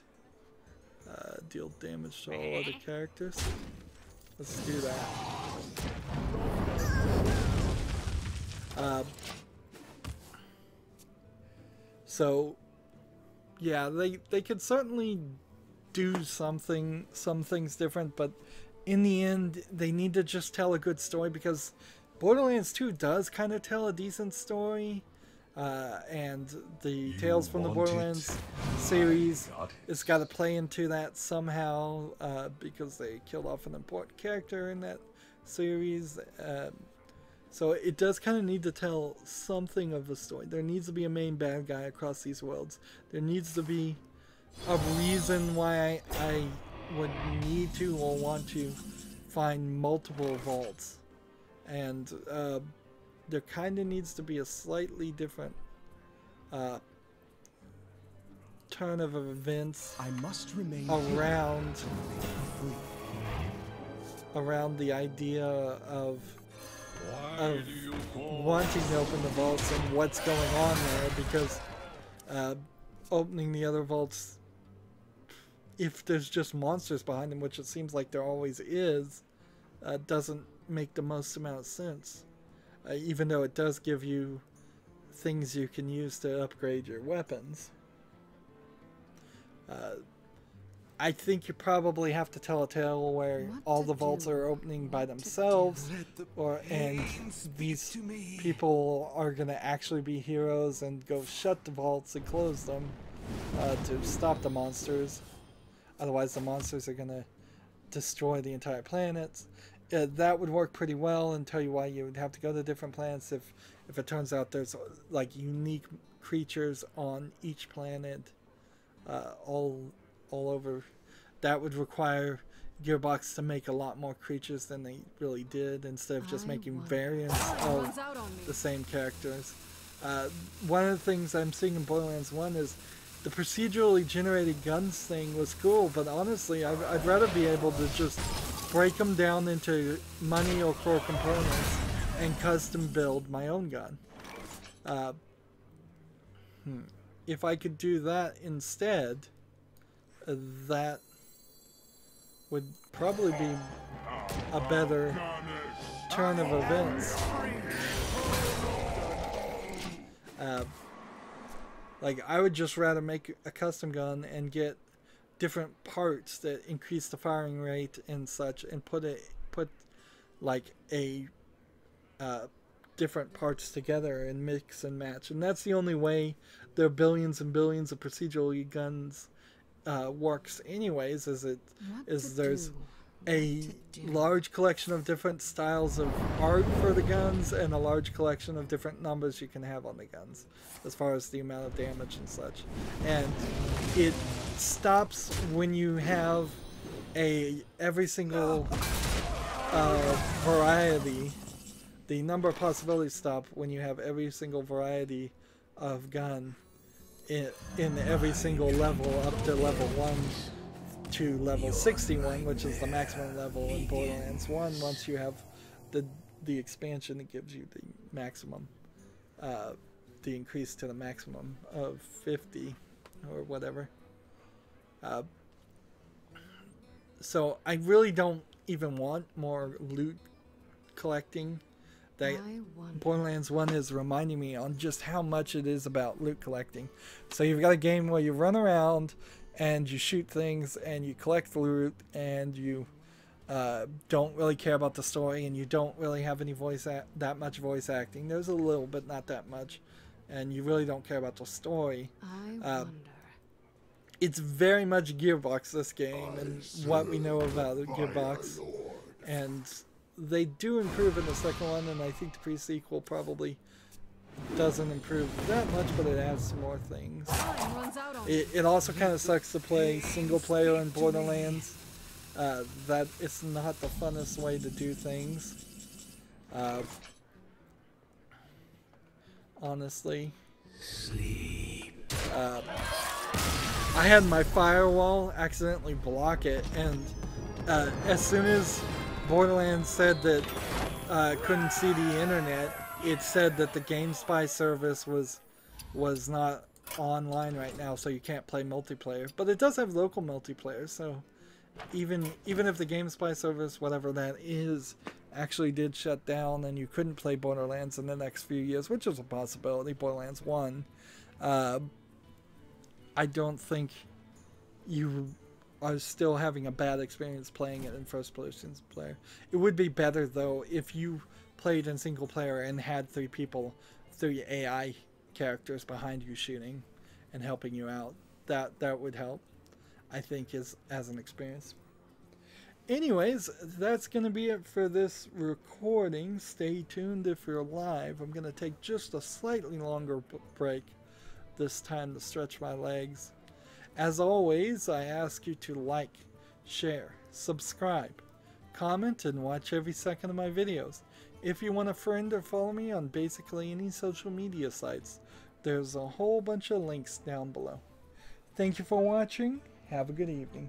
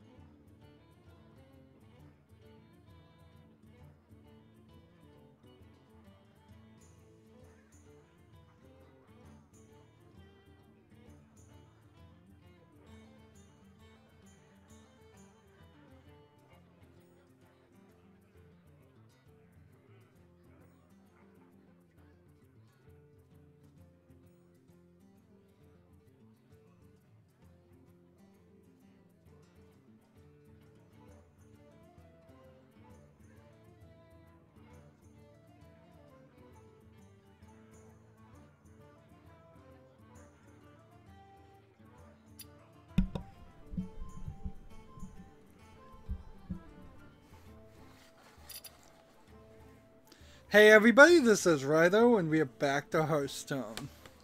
So I'm live streaming right now and took a longer break than I really intended, of about 5 minutes. I know somebody that streams that like every time they stream they put a good 20 to 40 minutes worth of nothing on the screen. They just play music and the logo and just have people watch that to stay tuned, and I bet that bumps up the watch time a little bit, but it probably convinces a lot of people to leave too. Anyways, moving on to Hearthstone, we still need a lot here, and I'm desperately trying to stretch as far as things to talk about. Let's get Paladin or Priest victories today. At least play that. We're up to ranked 20 on that, so let's try this Priest card on ranked play, standard ranked play, try to get that up there. Yeah, I'm desperately trying to stretch here because I know there's just not a lot of progress I'm gonna make, and at a certain point I don't know what to do. Okay. If I stop talking about the news and don't have anything to say, should I just live stream in silence? Would people be cool with that? I almost need a sign or something I can put up on the screen if that's going to be the case. It's just like, here, I'm going to live stream in silence at the end of this, and you're just going to watch me play, and I'm just going to mute my microphone. Which is what I did in that break. Consistently still having a problem with my chair being uncomfortable. It's like, it's probably not something that I should say, but I have like flat feet. You know that symptom? I have like that for my behind. Apparently, it's like I have a flat behind because there's really nothing there, no muscle, no fat, no cushion at all, and I will say I'm not the healthiest and I'm overweight, and so it's holding up a mighty tower, a mighty mountain there, but I can't sit for more than an hour without being in incredible pain, and then I usually get up and I'll sit on my bed, which is a foam mattress, and that's slightly more comfortable, but that's about it. And standing and recording, I just can't do it because the microphone is set on a stand, and the stand wouldn't go up to my height. I would need like a standing desk. Maybe that's what I should do, is just create a standing desk setup and stand in front of it. But I don't think I'm that healthy to actually do that either. I'm not sure I could stand any longer. Probably a lot less than I can sit. So I'm constantly in this form where I just want to get up and move around and do different things. And this is something new for me. It's not something that was a case when I was working for other people. So if I ever was intended or had to take a job for somebody else, I don't think I could take an IT job where I was sitting behind the desk doing customer service or anything like that, unless I can just get up and walk around as much as I want. I had one job that had a standing desk, and I would almost constantly get up and get down, and nobody really cared about it because it was designed to do that, but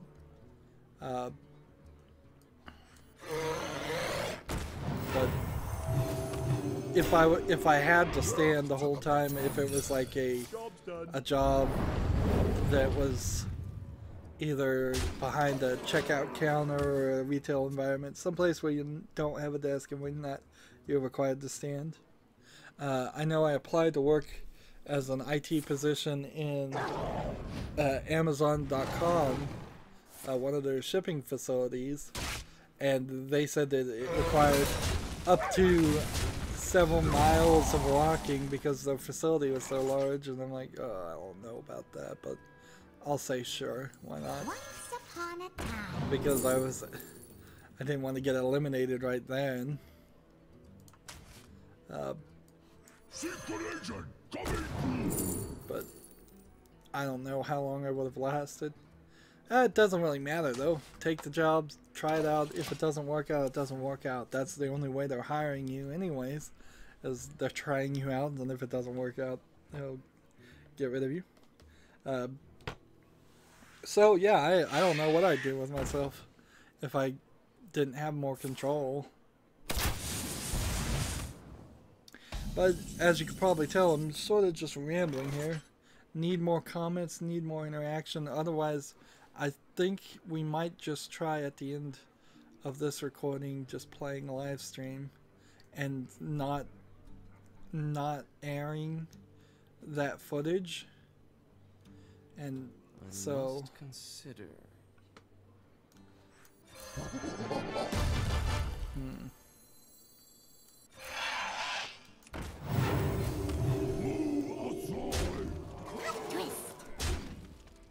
Let's see.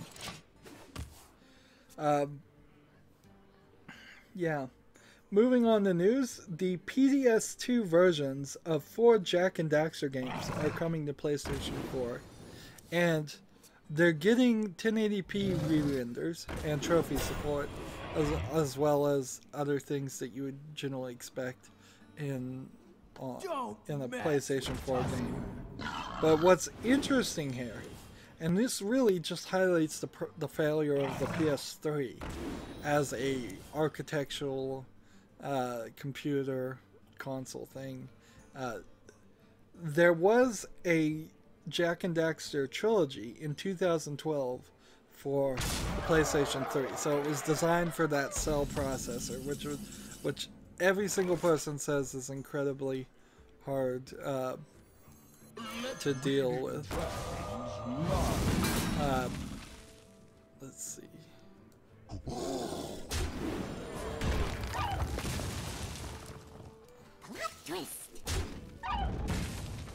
Move outside.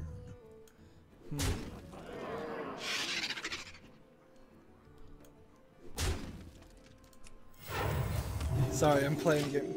So yeah, Jak and Daxter trilogy came out in 2012 for PS3, and they can't just port it apparently to the PlayStation 4. No, they have to go back to the original PlayStation 2 games and bring them on as PlayStation 2 classics, and then do their 1080p re-renders. It's almost, in 2017, it's almost kind of silly to even do 1080p re-renders. You might as well go up straight to 8K re-renders and then say, well, these are 4K re-renders or 8K re-renders or even 2K re-renders, and then scale back to 1080p versions.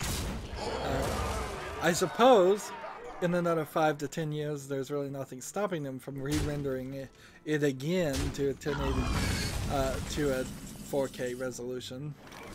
But like, it is kind of weird. This. Let's see. What do I want to do? Let's just do this.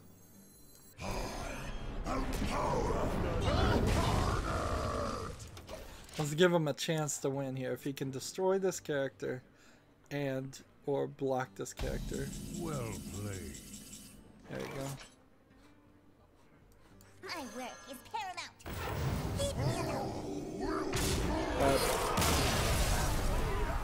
So I imagine Jak and Daxter is only the beginning of something we're going to see more and more of.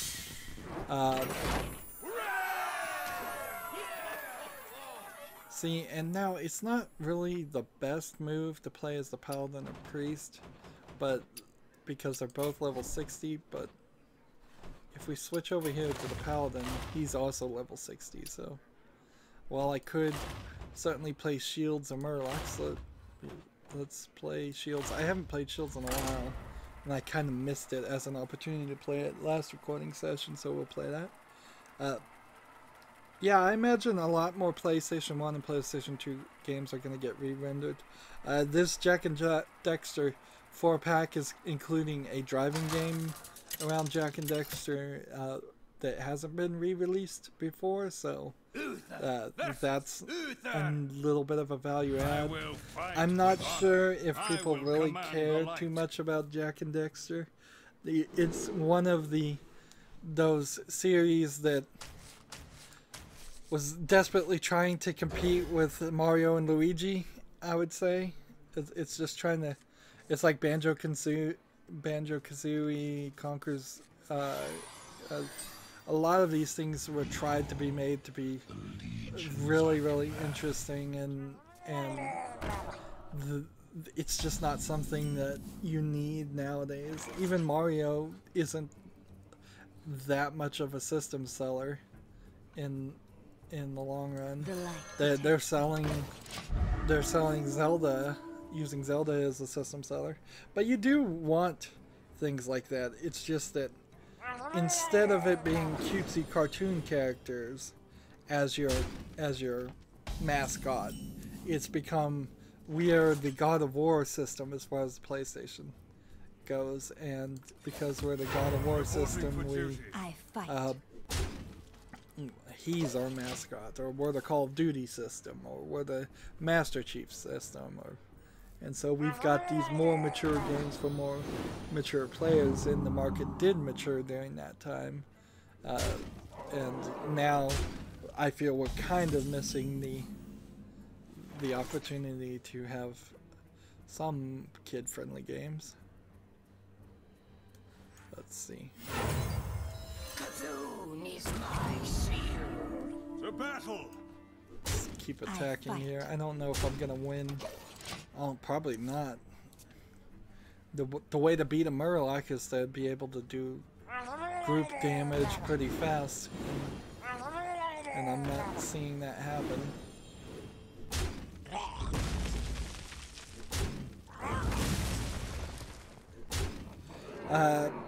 Microsoft is going to have a big show for the Xbox One Scorpio. It's rumored it's probably going to happen.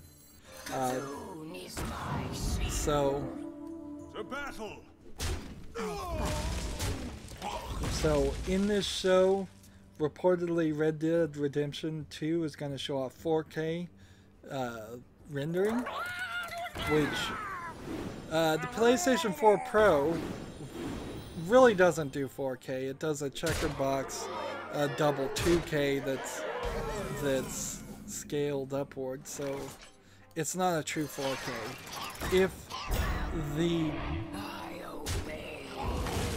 If it turns out that the Xbox One Scorpio actually does a true native resolution of 4K, that would be amazing. Although I don't believe it really, because even the best video cards right now aren't always guaranteeing a native resolution of 4K in every game. And frankly, I'd rather more performance be focused on 1080p, but that's not something you can really sell a system on.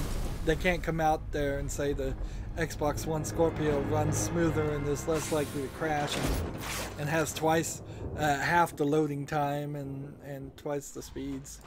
I mean, you could try some of that, and some of it will play, but a lot of it wouldn't. Also being shown at this announcement when it happens is Forza 7, Crackdown 3, State of Decay. All of those are supposed to be 4K. It was interesting how this article was written, because it was written like only Red Dead Redemption was doing 4K, and it was going to be really amazing and something unique. And then later down in this next couple sentences, it clearly says also all of these games are going to be 4K too.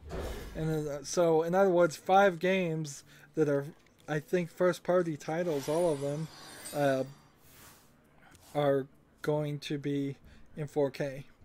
And then things that may not be in 4K are gonna be at the show are Call of Duty, presumably the newest Call of Duty,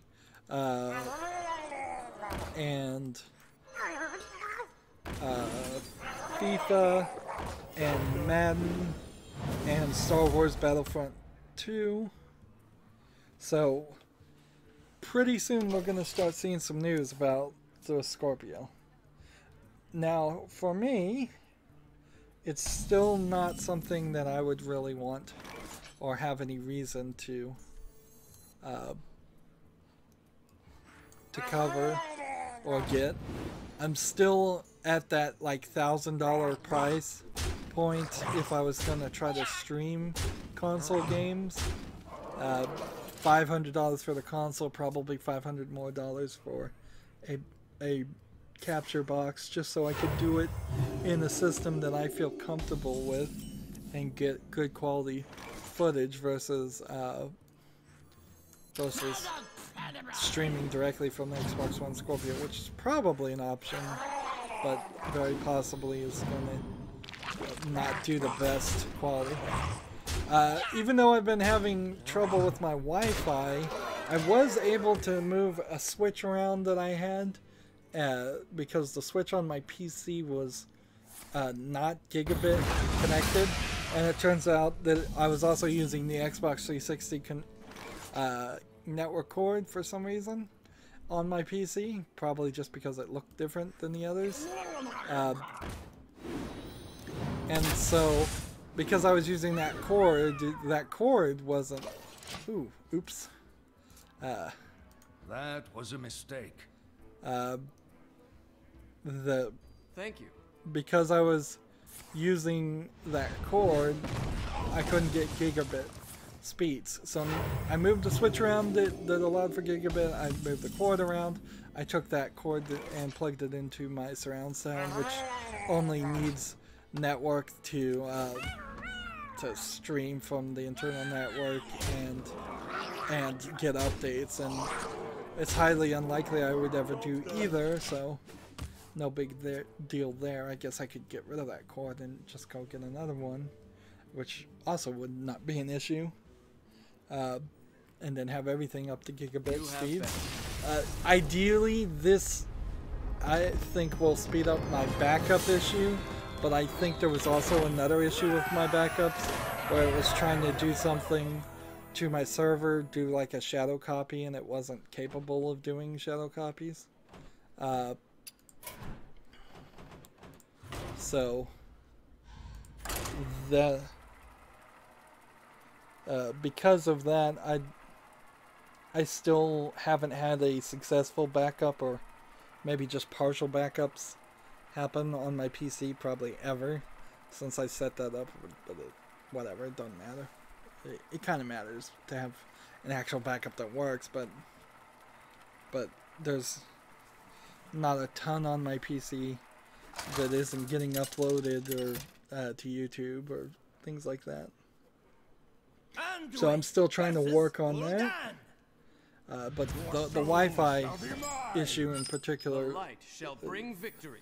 what I'm going to do is I'm going to erase all the settings on my Wi-Fi router and then look at the default settings and write those down, and then load back a backup of all my settings and to the entire router, and then adjust all of the settings on the wireless to those default things. The only other thing I could think is that it's just doesn't have a good flash on it, so maybe I could flash a new version of DDWRT on it. If there was a new version, there really isn't, so I just have to reflash the same one I had already done, and so no real help probably would happen there, but maybe it was just a bad flash. That sometimes happens. I did something pretty stupid and raised the power transmission rate on the antennas, and that for a while was causing it trouble. But then it seemed to not be a permanent thing, which it definitely could have been a permanent issue where I had just fried my antenna, which would have been really stupid to do. But it sucks that I'm having trouble at all. This should just work. And I'm upset with it that it's not working. A lot of Wi-Fi devices in my house, so for each other card in your hand.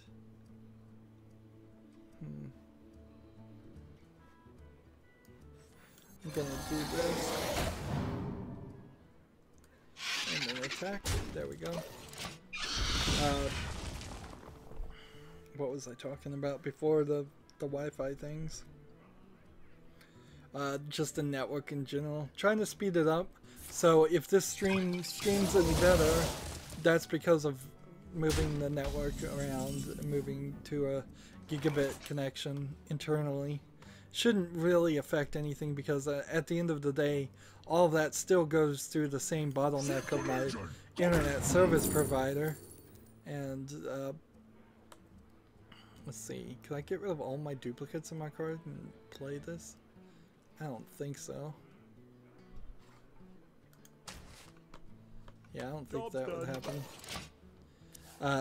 And my internet service provider is not even 100 up and 100 down, so I was already hitting that bottleneck when it was 100 megabits per second before. Let's start your turn. Double this minion's attack. Destroying the enemy with 3 or less attack.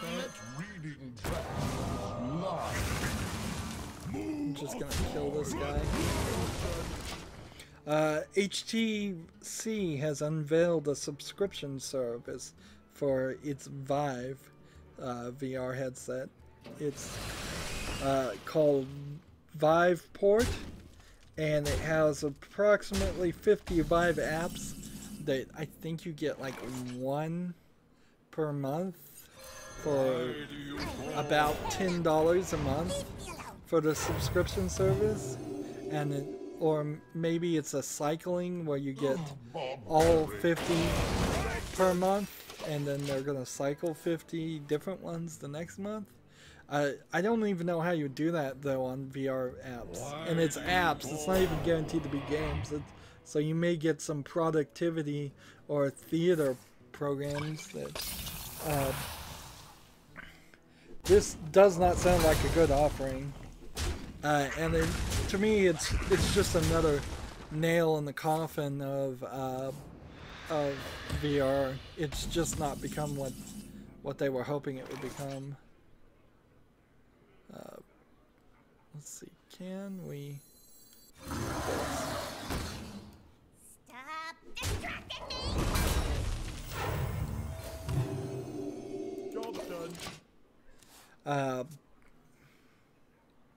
Let's see. The Tribeca Games Festival is happening April 28th. Hideo Kojima, maker of Metal Gear Solid, producer of Metal Gear Solid, I think, and several others will speak. I imagine that if those conversations, if those speeches get out online, we may find a few interesting things from those speeches. They probably will give some awards to some of the other people. There, maybe Hideo Kojima too. Destroy legendary. All upon us. Let's see, do I want to kill something? Stop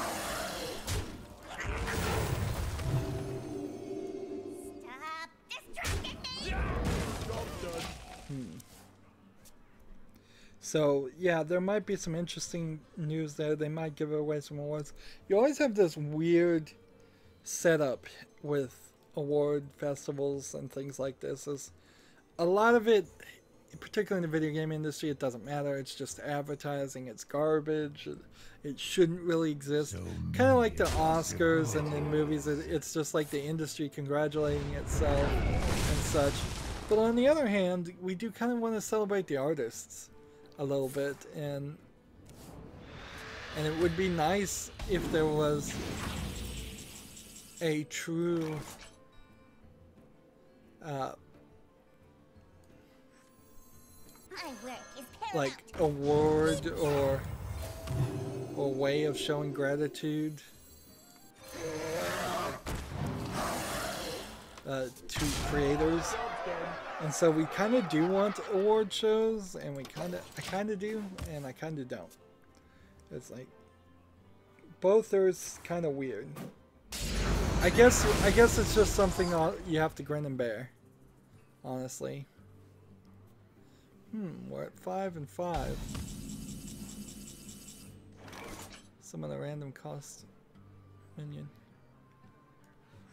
There we go. For Blackwing! Job's done. I already talked about content ID still being an issue and YouTube drama. I have no time for In games. general. We can get into that a little bit more since I only have 2 more things to talk about. Batman Arkham VR that came out for the what was it? What did it come out for? Mocking me?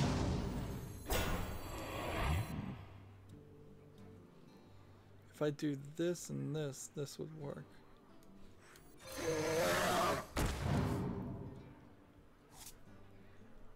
Discover a dragon. Once upon a time.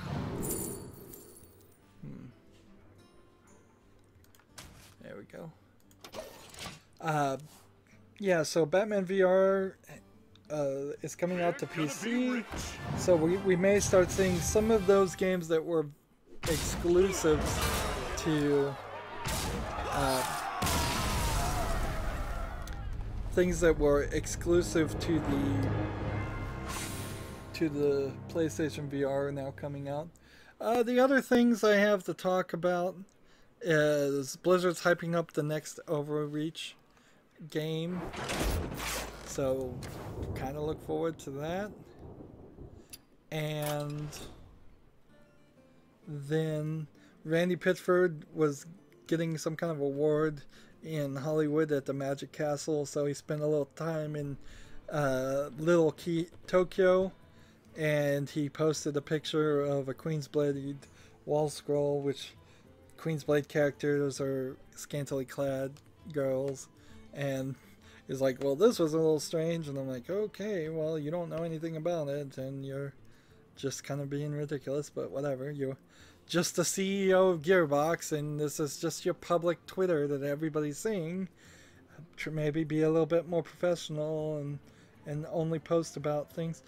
Ironically, somebody did on one of his posts that was being silly. Is like, when's Borderlands 3 going to be announced? Because that's all I really care about. That's the only reason I follow him, is I want to get the news from him. I want to get the press releases. I don't want to know what he's really tweeting. He should just have a private Twitter that with his friends, like most people who are famous do. And yeah, my stats, I'll probably talk about those in the rest of this live stream, but I am gonna say this is gonna be the end of recordings, because the rest of this that I live stream is gonna be kind of just quiet. I may even mute the mic, and I'm just gonna play and you can just watch. So I'm gonna give any person watching after this point full carte blanche if they just want to mute me or turn me down to go get a podcast and go listen to it. The only thing I may talk about at the very beginning is this is my stats on my YouTube, and then that's kind of it. In general, my stats are everything's doing better. That's going to be it for this recording, though, and so kind of the end of the recording session, but not the live stream, because I'm trying something different here. As always, I ask you to like, share, subscribe, comment, and watch every second of my videos. If you want a friend or follow me on basically any social media sites, there's a whole bunch of links down below. Thank you for watching. Have a good evening.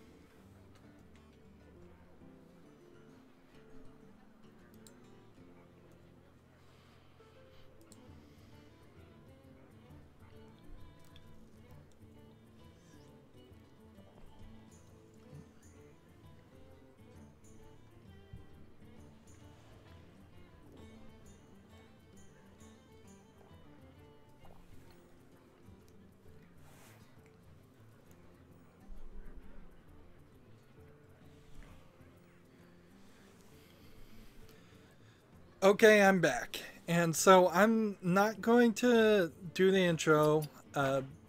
This is going to be exclusive content for the live stream for whatever that's worth. We need to really focus now because we haven't made any more any real progress here. So no more pussyfooting around. I need a warlock victory at the very least, and I need a warlock victory right now. So bring out the mech deck, and we've gotten up to ranked on everything. It's time to move the casual and just save some time and do this. The only thing I have left to talk about is my YouTube channel. One of the things on the content ID thing is I got 58 views or 53 views on the last live stream, and because some person who has no right to claim copyright on Hearthstone, not Blizzard, is claiming it, even if I get any ad revenue from that, assuming they don't just continuously claim they own it, which they certainly can do with no real repercussions, if they just don't do anything, April 30th will be the earliest that I even see it. So a month later, that ad revenue for those 58 views during the live stream, which may not be much of anything really, but that is not going into my pocket. If I was really doing this channel and trying to make a living wage on it, I would not be able to do it. Like, so that inherently brings up the point that if the situation in my life changes, which it could at any time, there very easily could be a day where videos just stop coming without any notice or anything. Would be kind of hesitant to make a notice and make a video going, hey, I had to get a job, so I'm going to not be putting up videos for a while, because I wouldn't really even want to admit that to myself. The other thought is if I got a job, who knows if it lasted more than a week, so I might be right back, but probably not. More than likely what would happen is I would, even if something changed tomorrow, I would probably have to focus all my attention to finding a job, which is not something I've done in a while. In fact, recently my monster.com resume expired. I had done nothing with it for like 3 years, and they emailed me going, hey, we're gonna set yours as inactive because you haven't done anything with it in 3 years. And I'm like, fine, whatever, I don't care. Pain speak to me. Which is not really what Monster should do, because it makes a good an idea that you might be working in a job for 5-10 years and still looking for other employment the whole time. So, as far as my stats, in the past rolling 7 days, I've made $1.10 in revenue, which is ridiculously low, but a lot more than what I've had. There's several orders in doubling that I would like to see my ad revenue go up to, and it would be nice by the end of the year if it did. If it got down to the point where every week I was making $100, that would be amazing improvement. That's 100 times what I'm making now. That would be very nice. Amazing.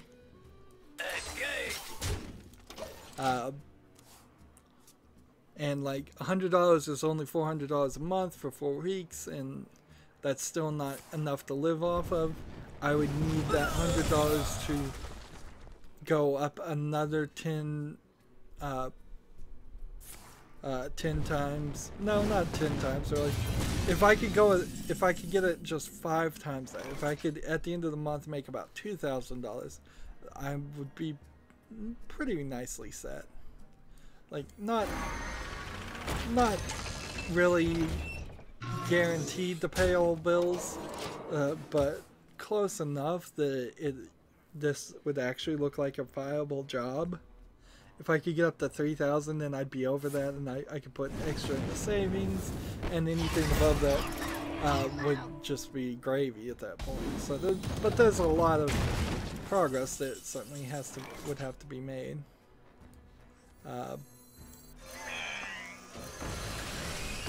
And that progress has yet to be made.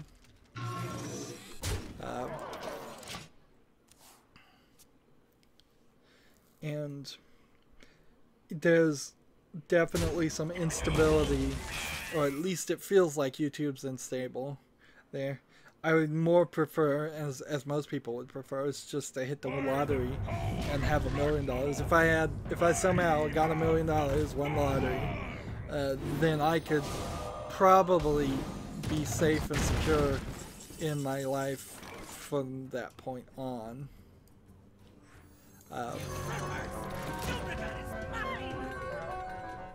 Let's see, what do I want to do here? I guess I have to do this.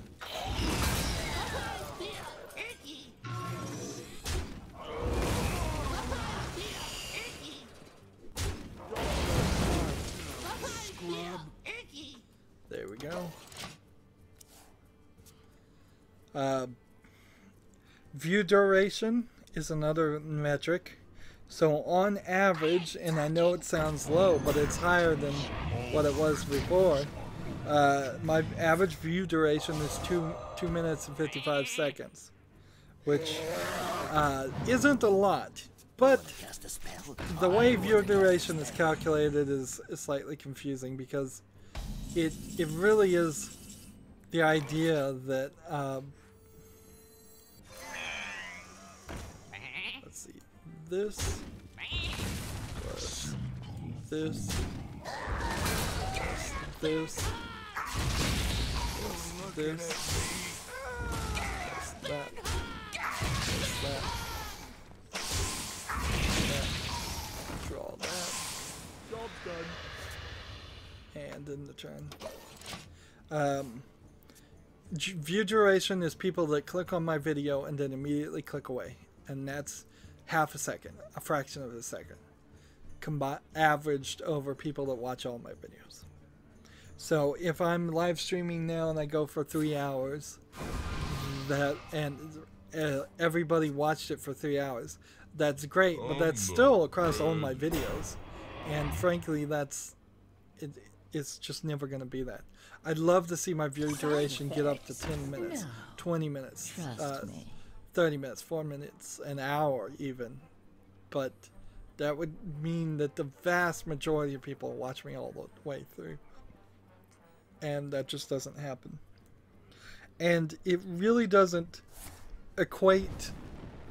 While it does factor into your view time, the two elements do seem pretty separate when you see that my view time is at 4,816. And I assume that's 4,816 minutes. I think that's what it is, yeah. So the average watch time, or the amount of watch time I got, I'm not even sure which one that is. Is that my total watch time, or is that my average?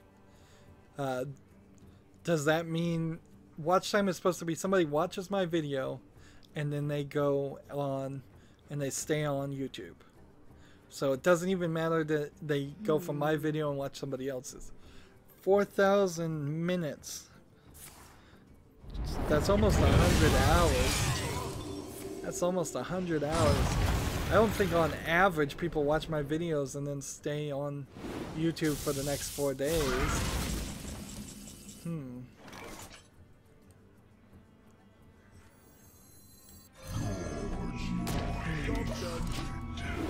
So yeah, I wish YouTube would explain a lot of this stuff better, because I don't understand it really. And the number of views I got was 1,647 in the last rolling 7 days. So I would like to get a lot more views, but I would more prefer to get a lot more subscribers. And as I'm live streaming, I would also like to get a lot more, well, commenters.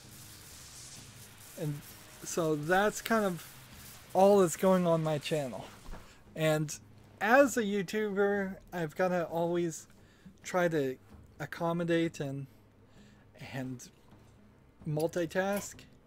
And because of that, since I really have nothing to do, unless somebody is on right now and starts chatting, I'm going to mute myself and I'm going to start playing a podcast myself and just listening to it.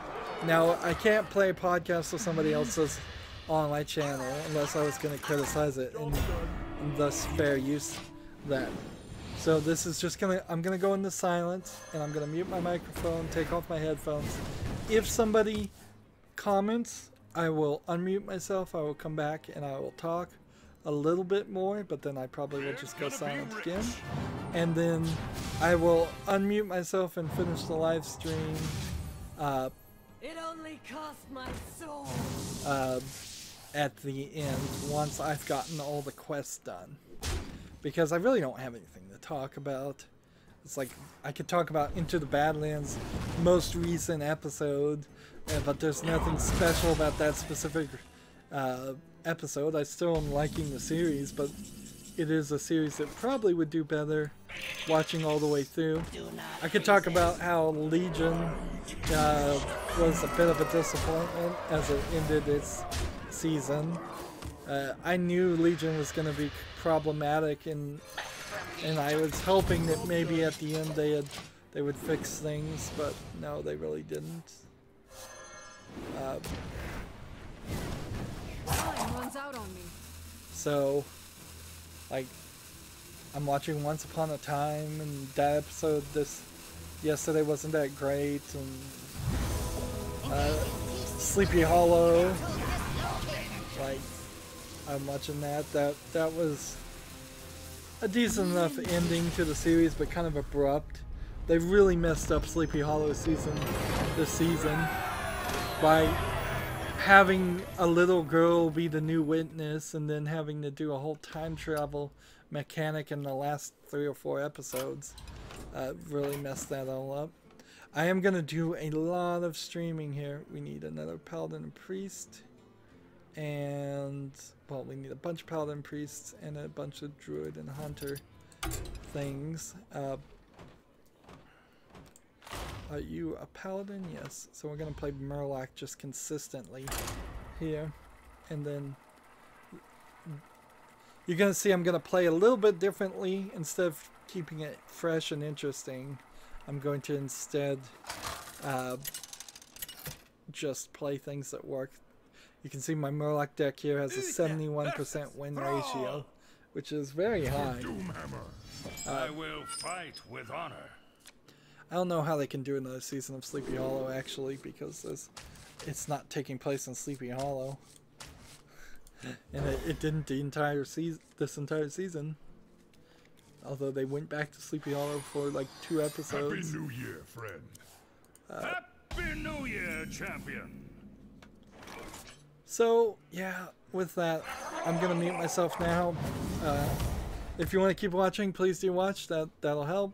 Otherwise, thanks for watching. And if you comment, I'll come back and comment. But otherwise, I'm out of things to talk about, and I'm just going to play this as if nobody was watching at all. Bye. I wonder.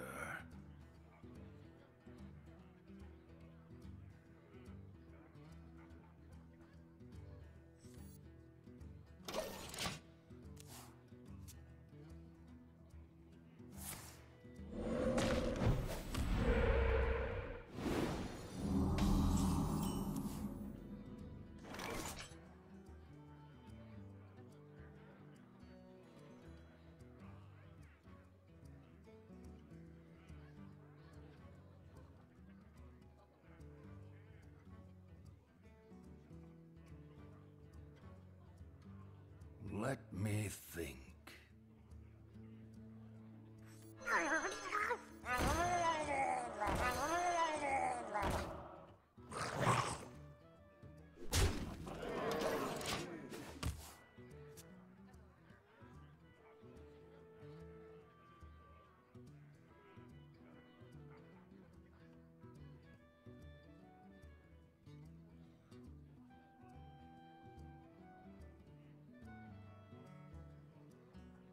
Cthulhu! Cthulhu! Cthulhu!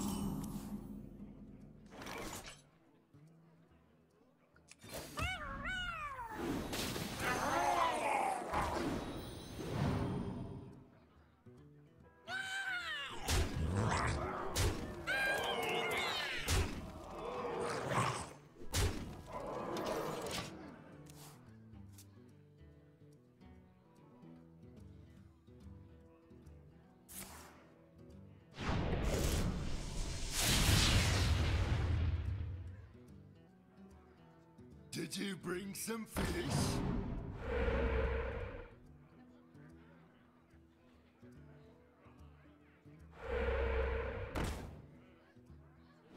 Well played.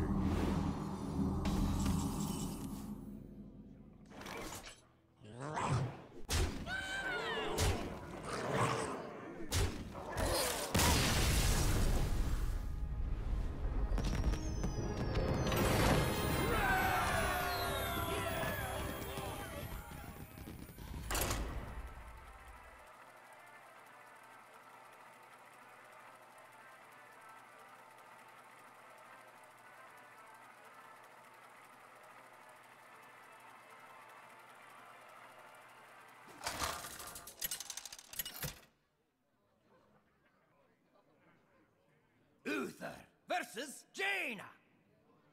You asked for it. I will fight with honor.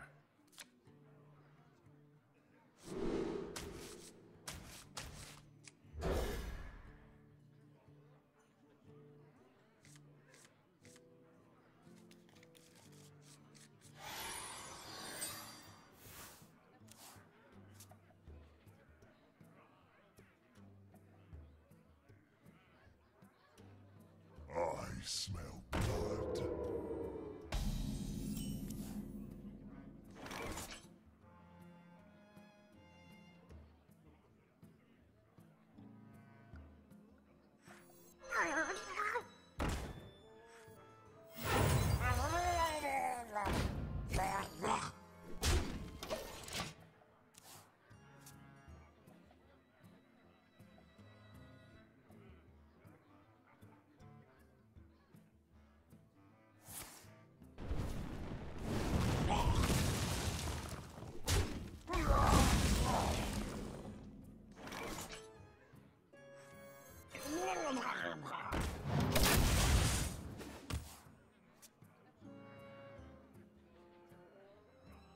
What you want?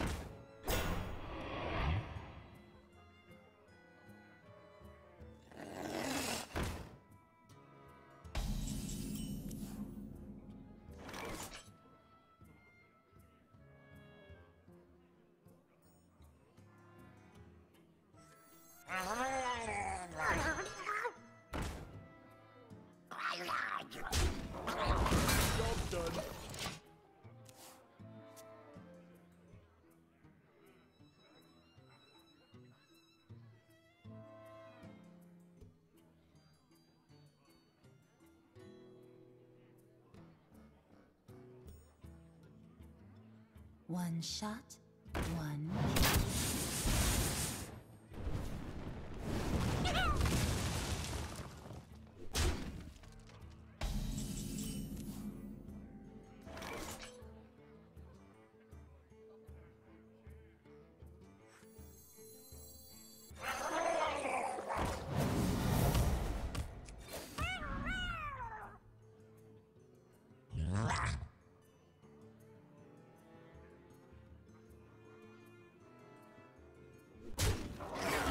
Job done.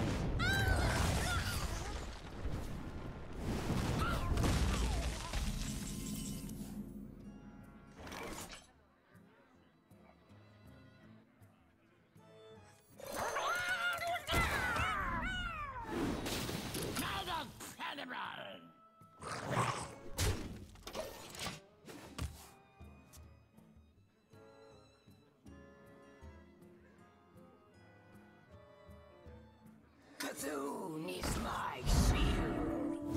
You have already lost. The master hungers.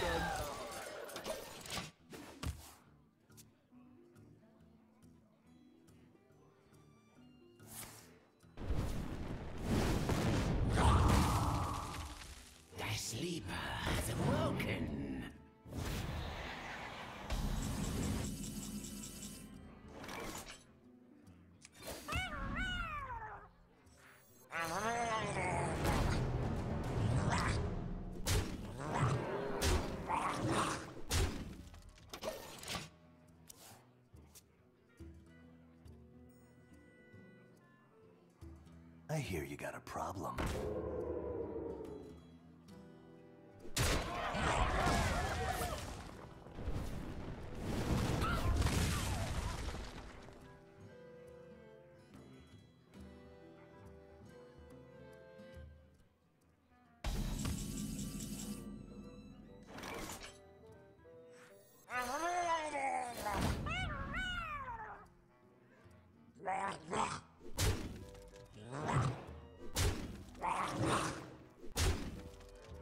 Job's done.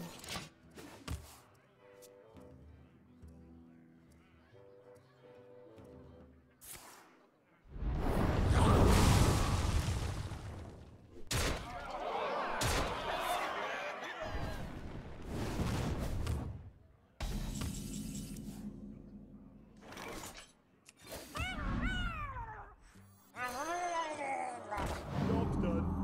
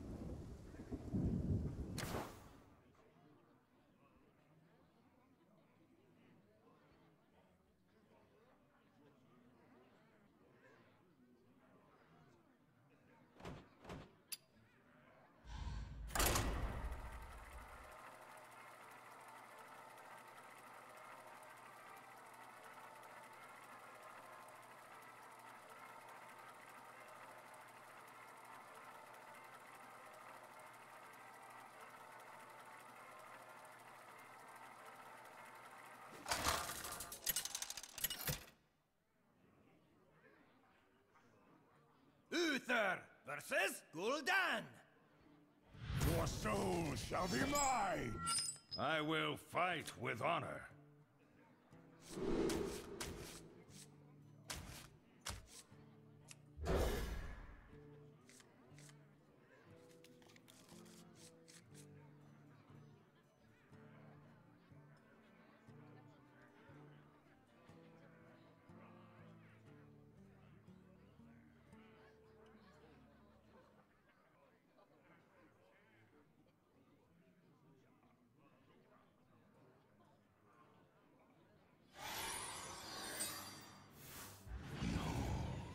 The legions I command.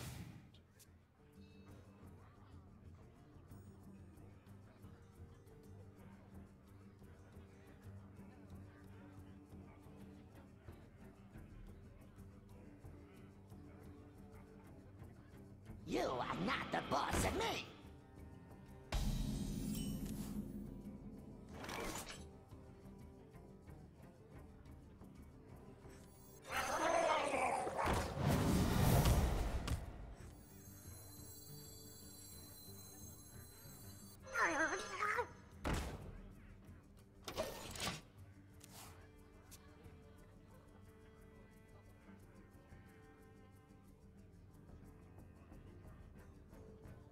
I can ease your pain.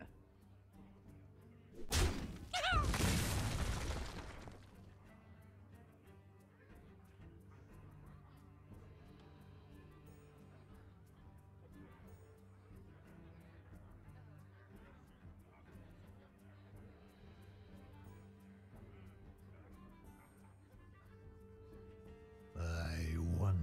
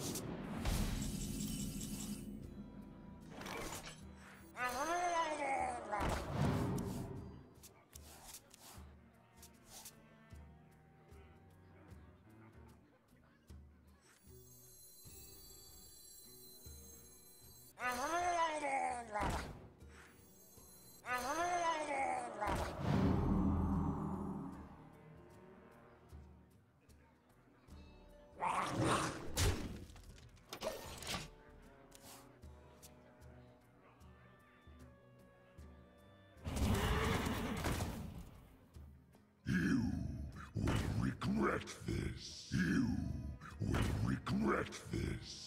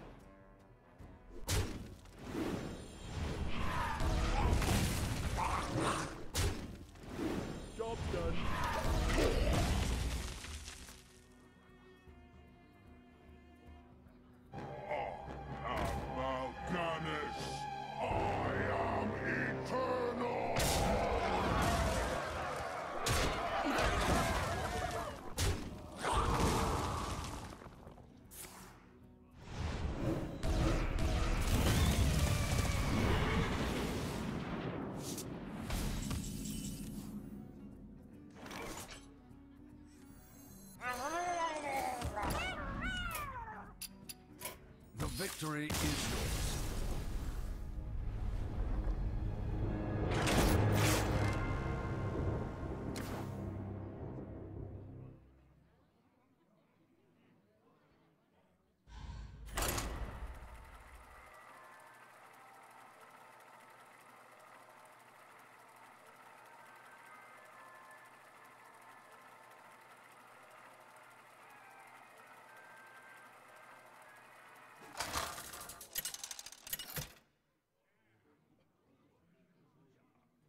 Uther versus Gul'dan.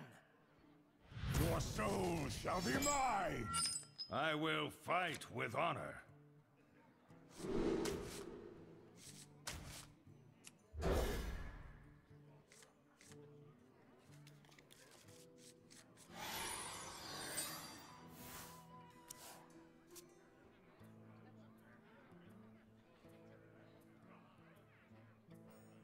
Why do you call?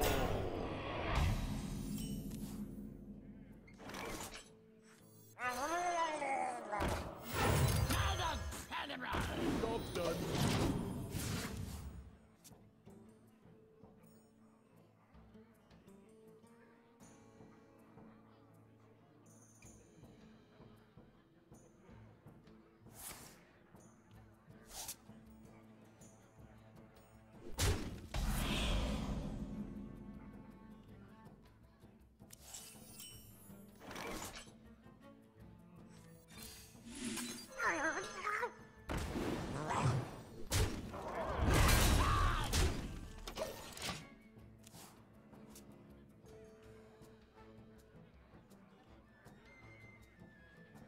Are you my master?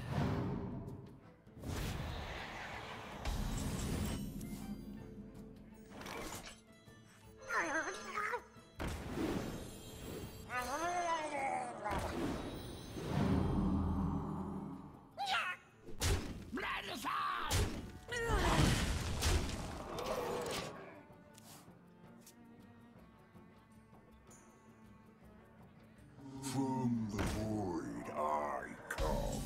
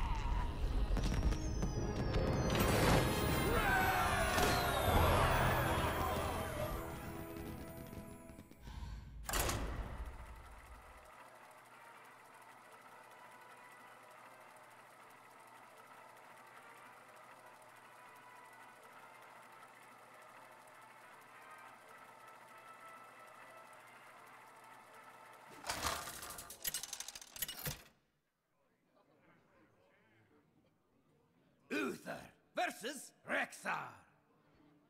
Let the hunt begin. I will fight with honor.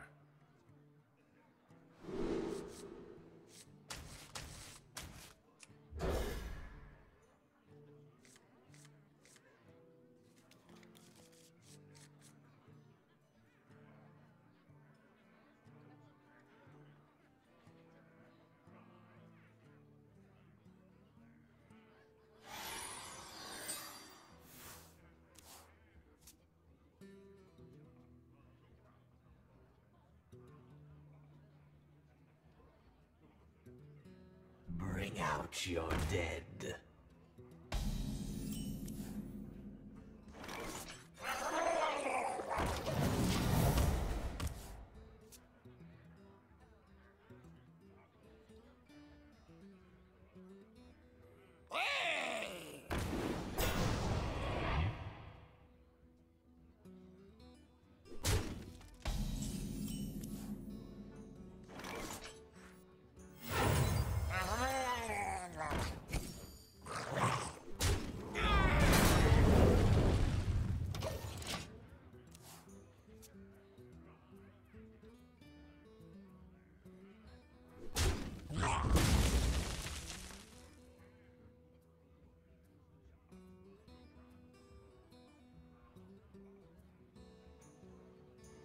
This no look safe.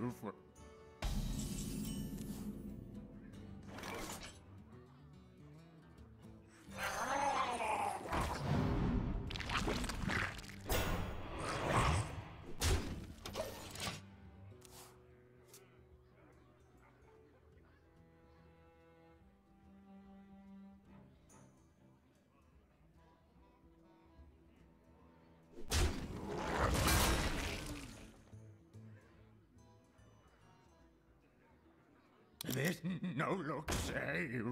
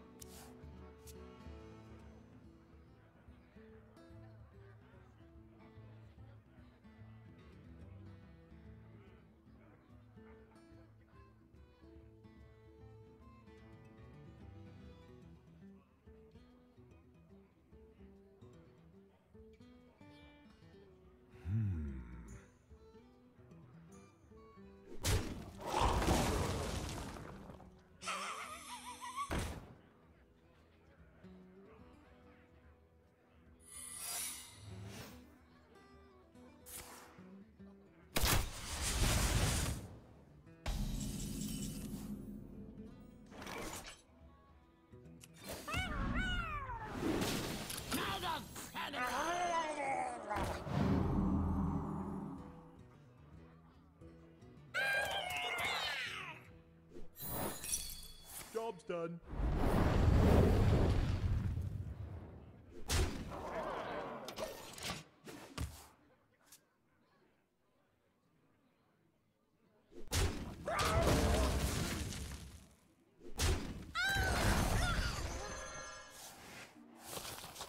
Death does not scare me.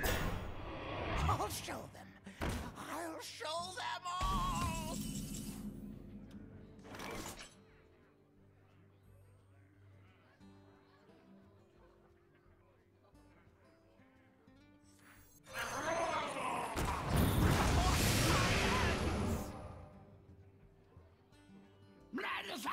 Happy New Year!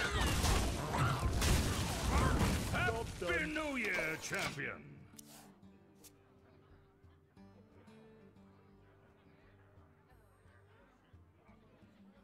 I have no time for games.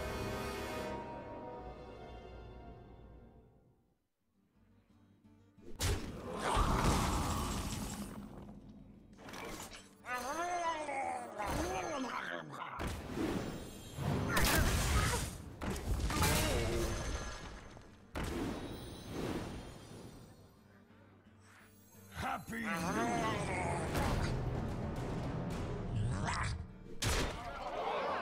done.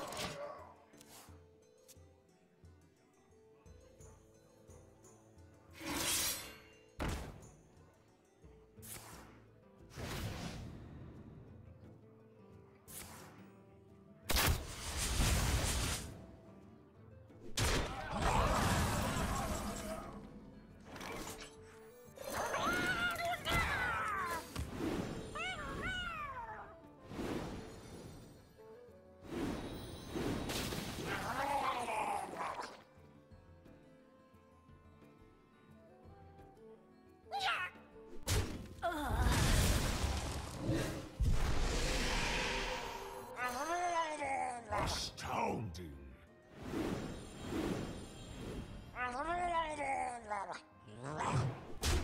Well fought. I concede.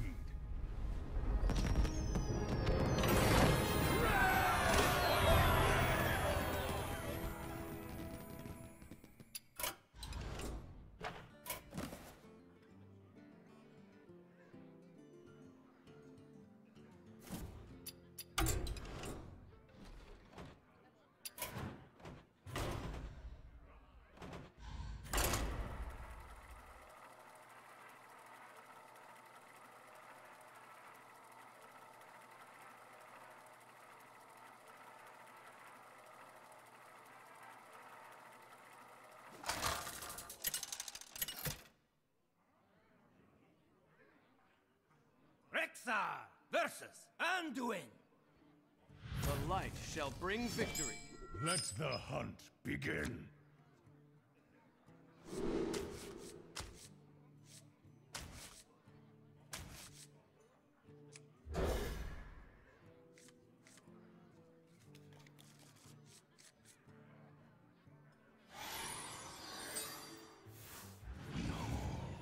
The legions I command, my legions.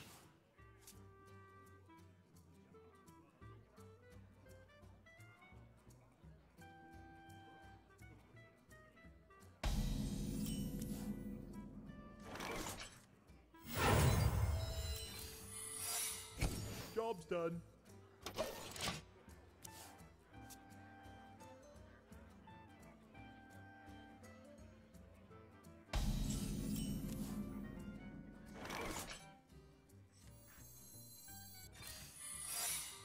Job's done.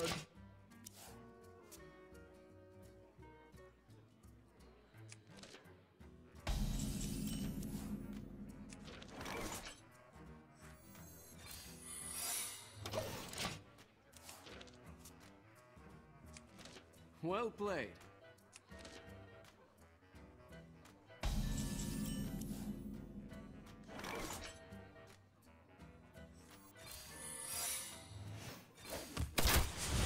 Job's done. Wow.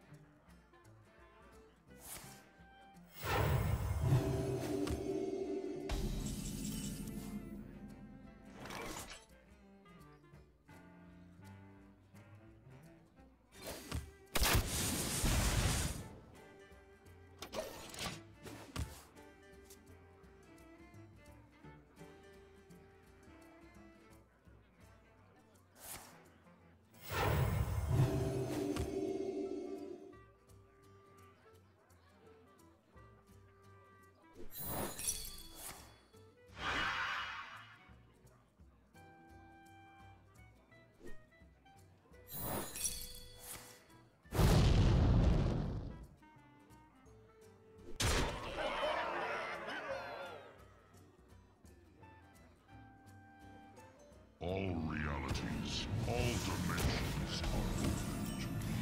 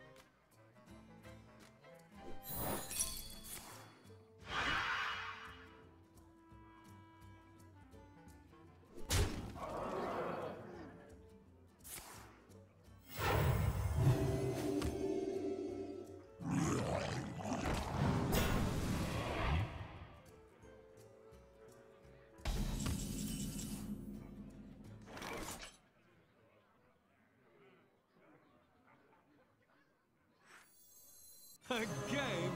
So kind of you to join me.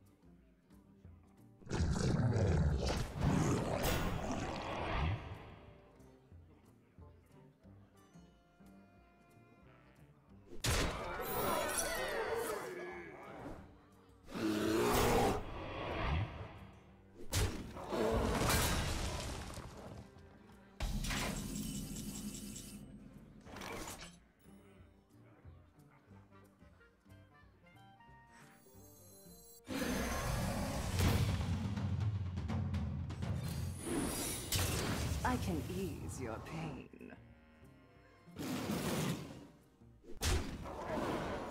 Hunt alone.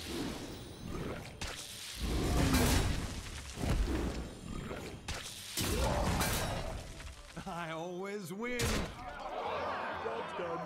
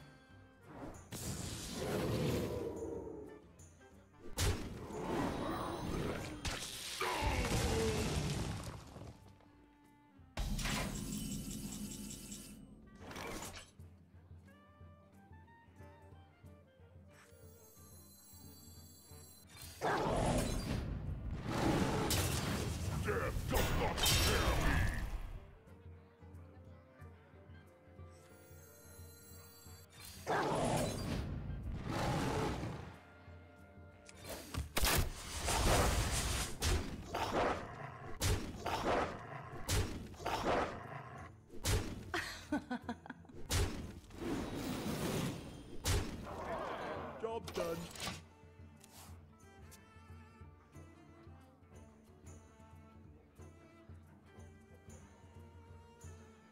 Engaging TC-130 mental dislocator.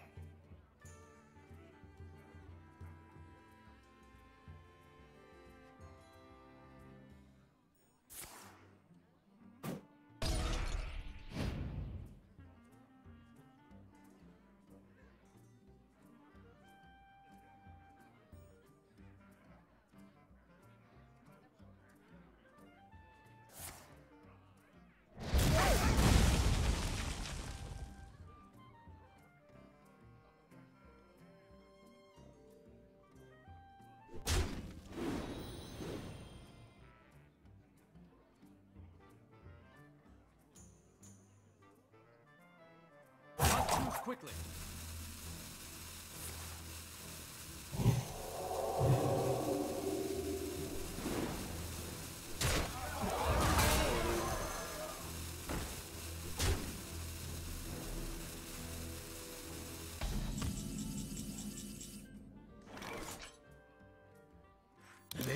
No look save.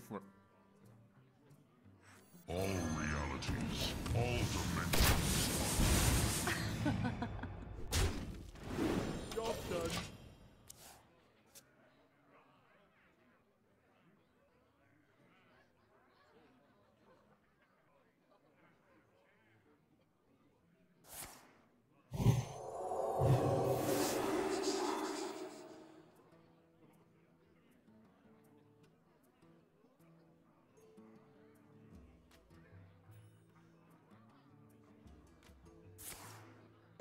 Well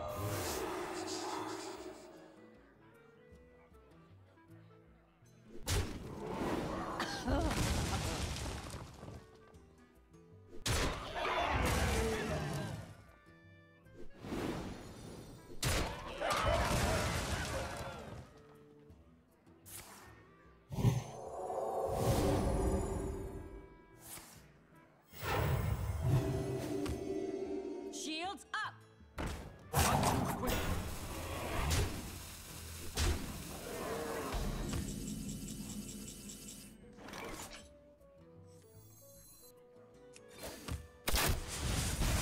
Who's up for an adventure?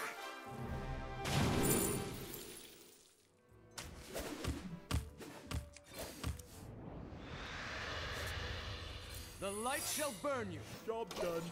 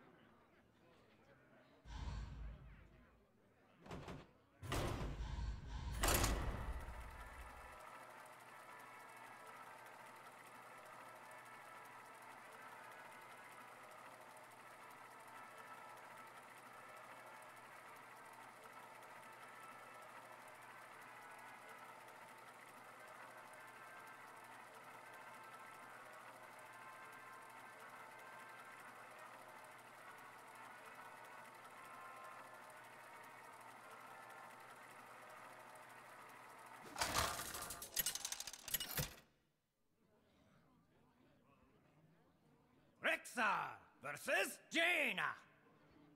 You asked for it. let the hunt begin.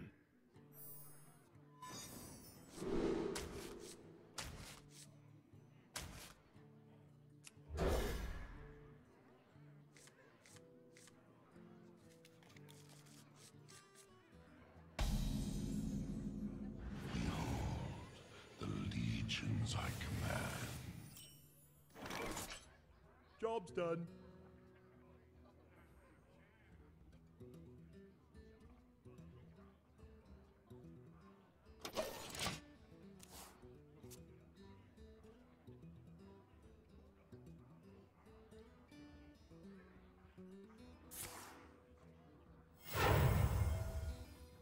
I'll show them. I'll show them all.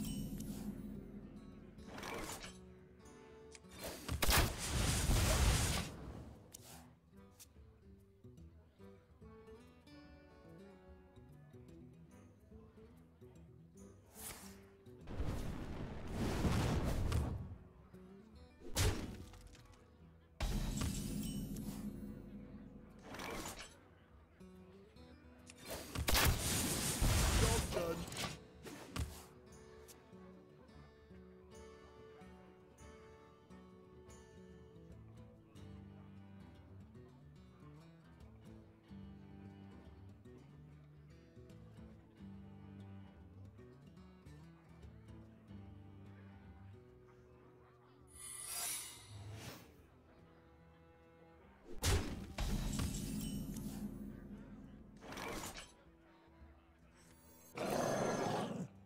Job's done.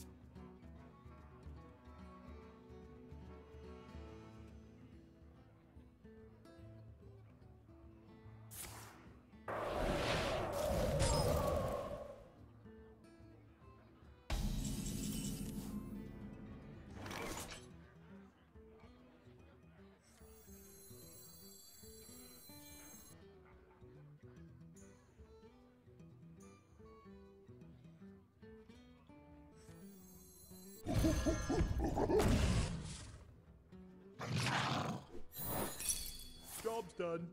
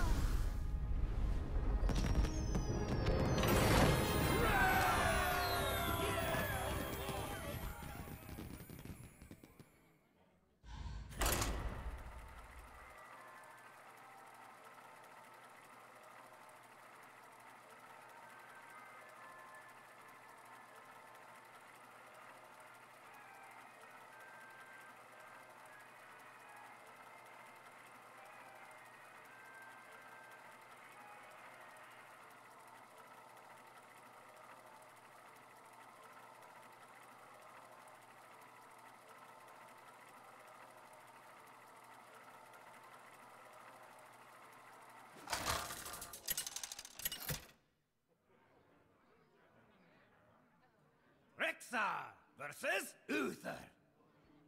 I will fight with honor. Let the hunt begin.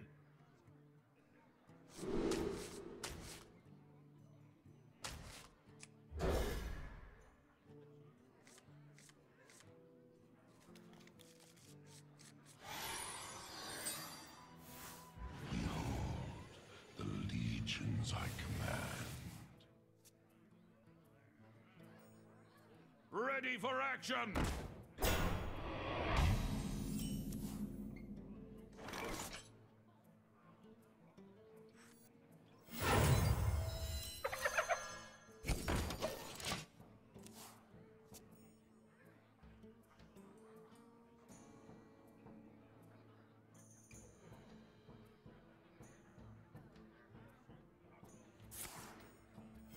Reporting for duty.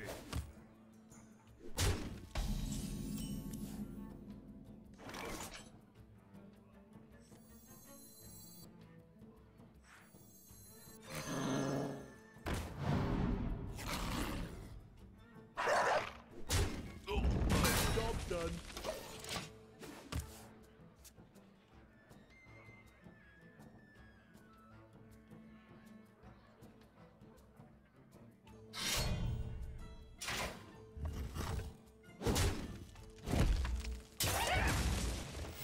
Reporting for duty.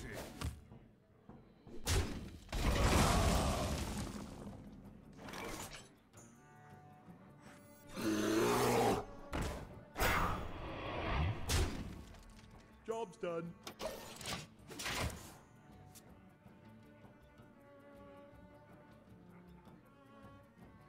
Handle it!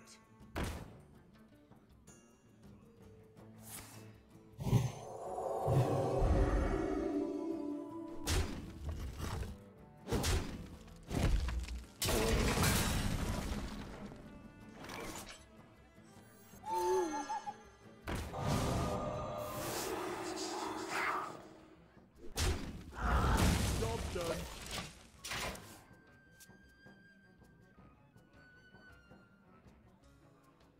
They'll never know what hit them.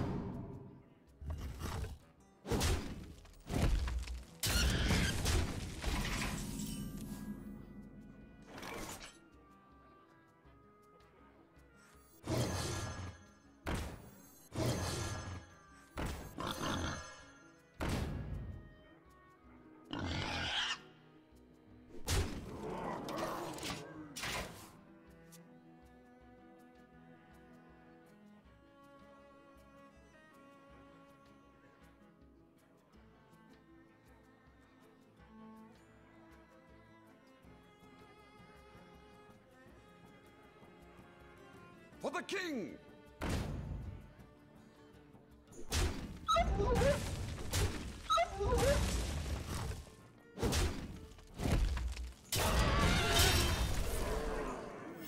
Reporting for duty.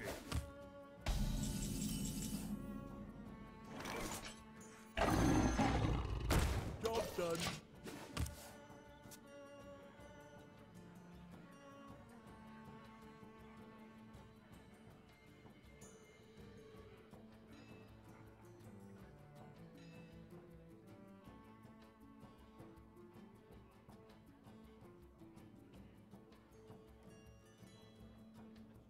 Let me think.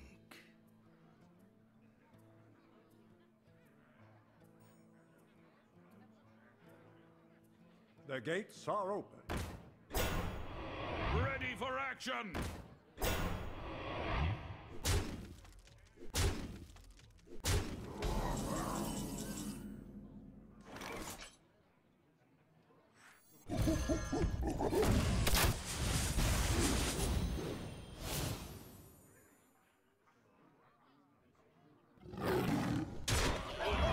Job's done.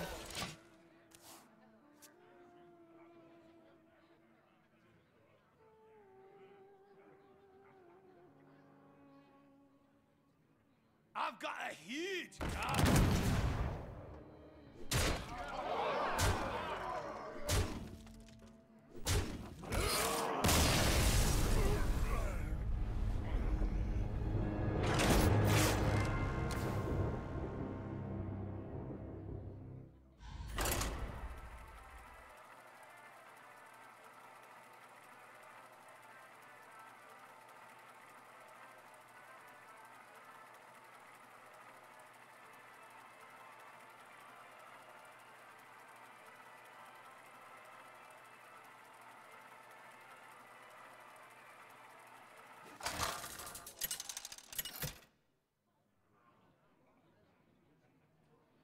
Rexar versus Rexar.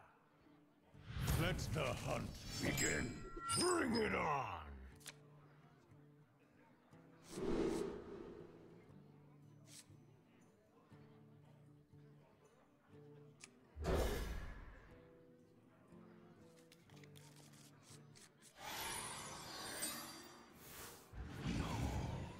The legions I command.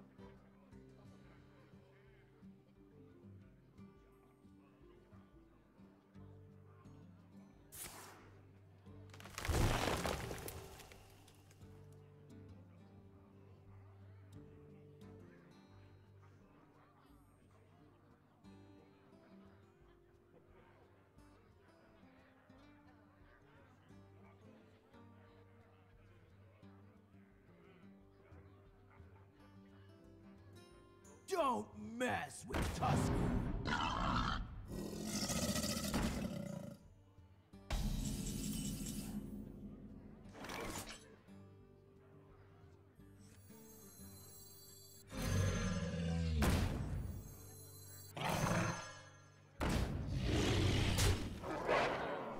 Stalag kill!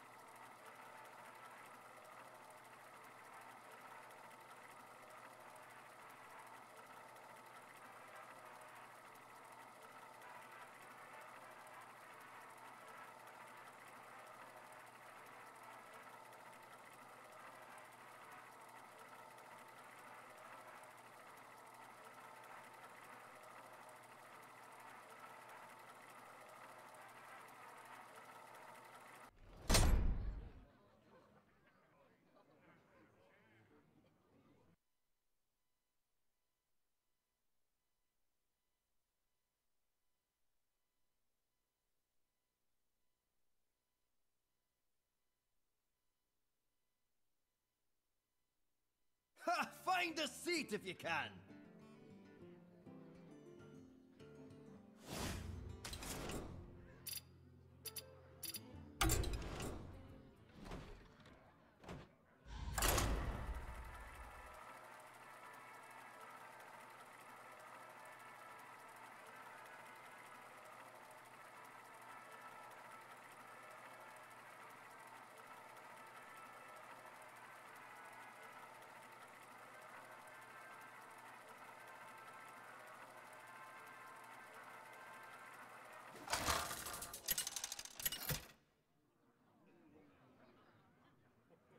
Rexar versus Valera.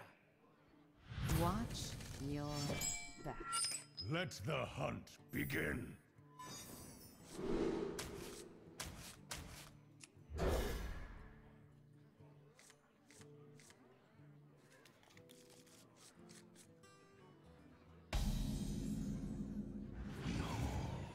The legions I command.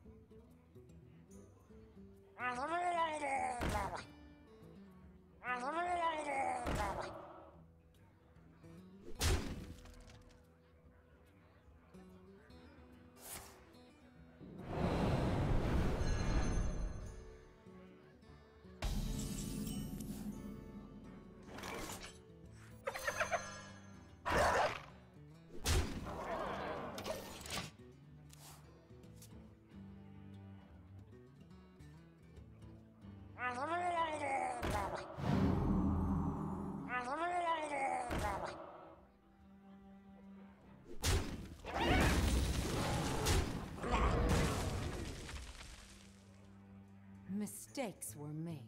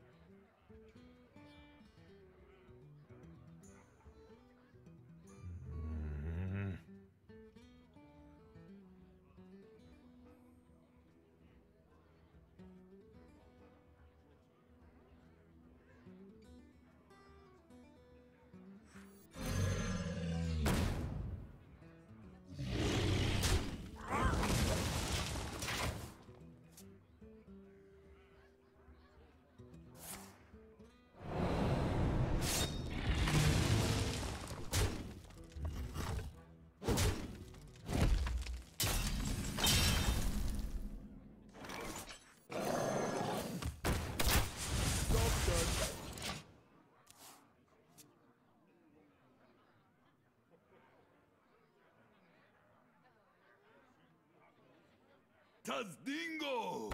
Yes!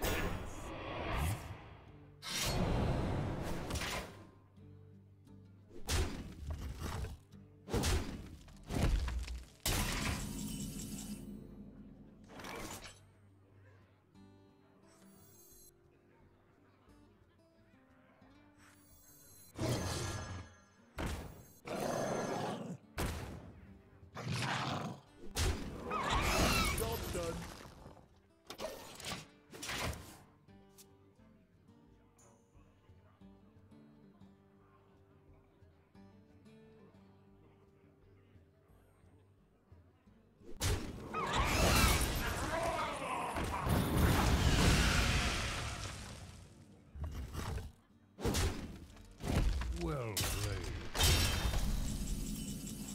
Thank you.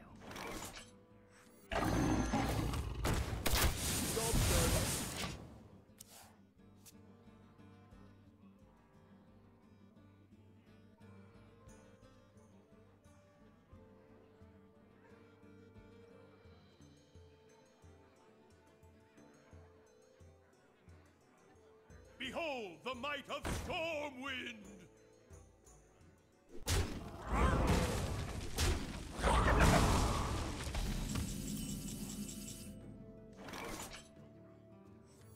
This time for sure.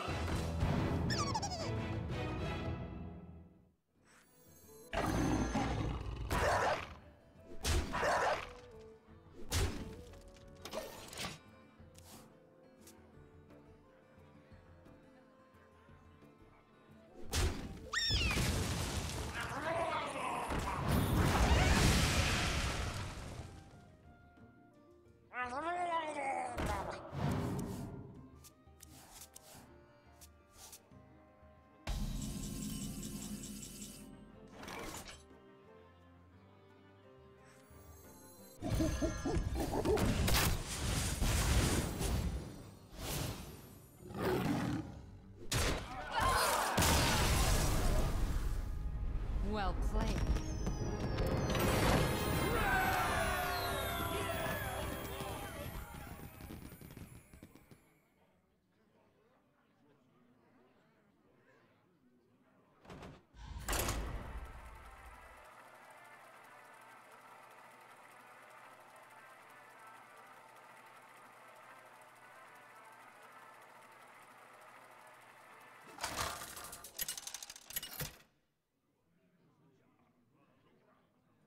Rexar versus Thrall.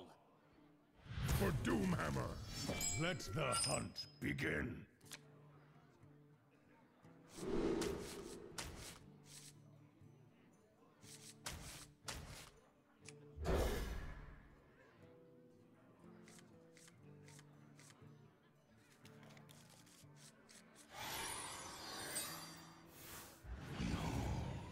The legions I command.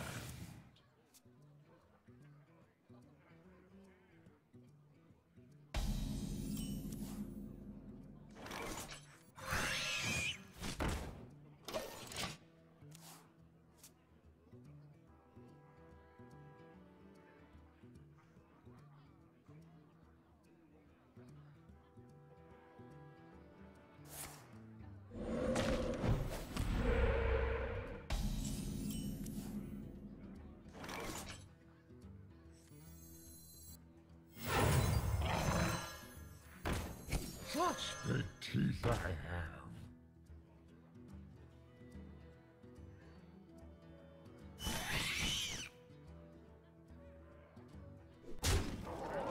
Job done.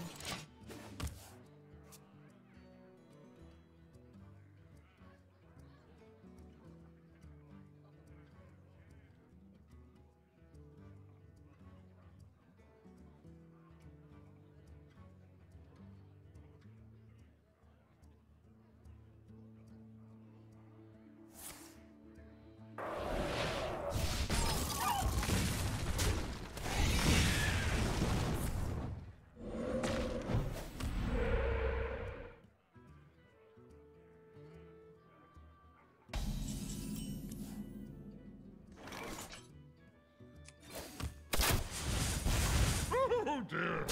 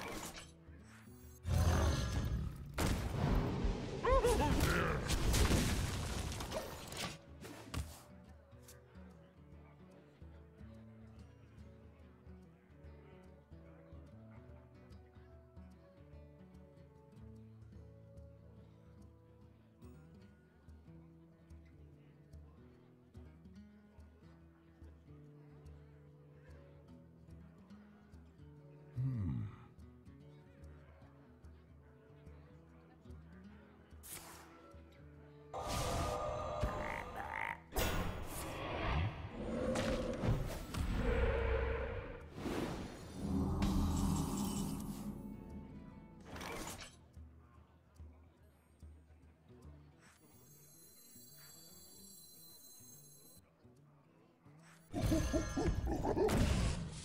dear!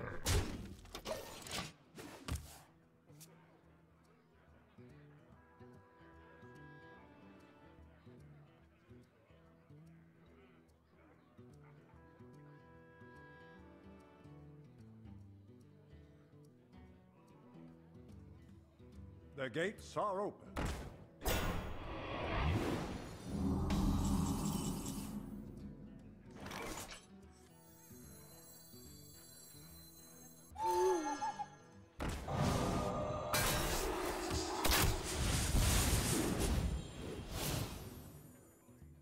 Oh dear! Job's done.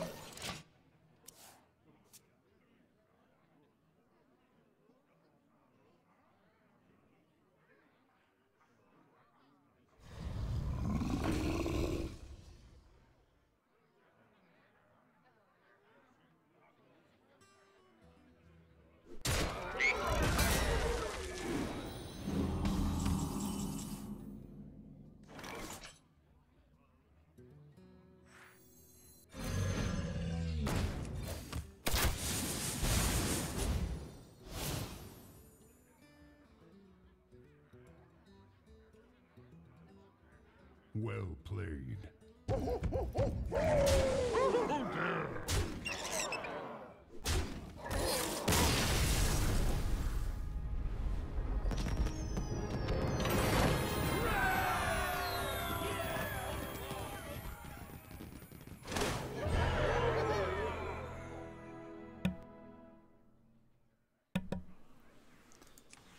Okay, so finally, probably an hour later, of just sitting here and quiet. That works pretty well for me. I don't know if it really works well for viewers. Let me know if you see this live stream and later on and you're cool with me just being quiet. I know I've got the text up there. I've figured out how to turn that on at the moment, but I'll turn that off next time. So, did this last hour do anything for anybody? Did anybody enjoy this, or did everybody just tune out? At the end of the day, I have to play the Hearthstone that much anyways. That's a little behind the scenes look of just how much Hearthstone I end up playing. I really, really suck at this. Anyways, that's it for the live stream.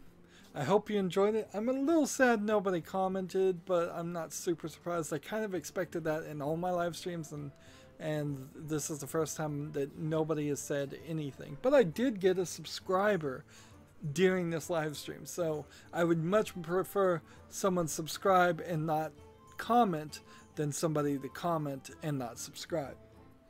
Thank you for watching. Have a good evening.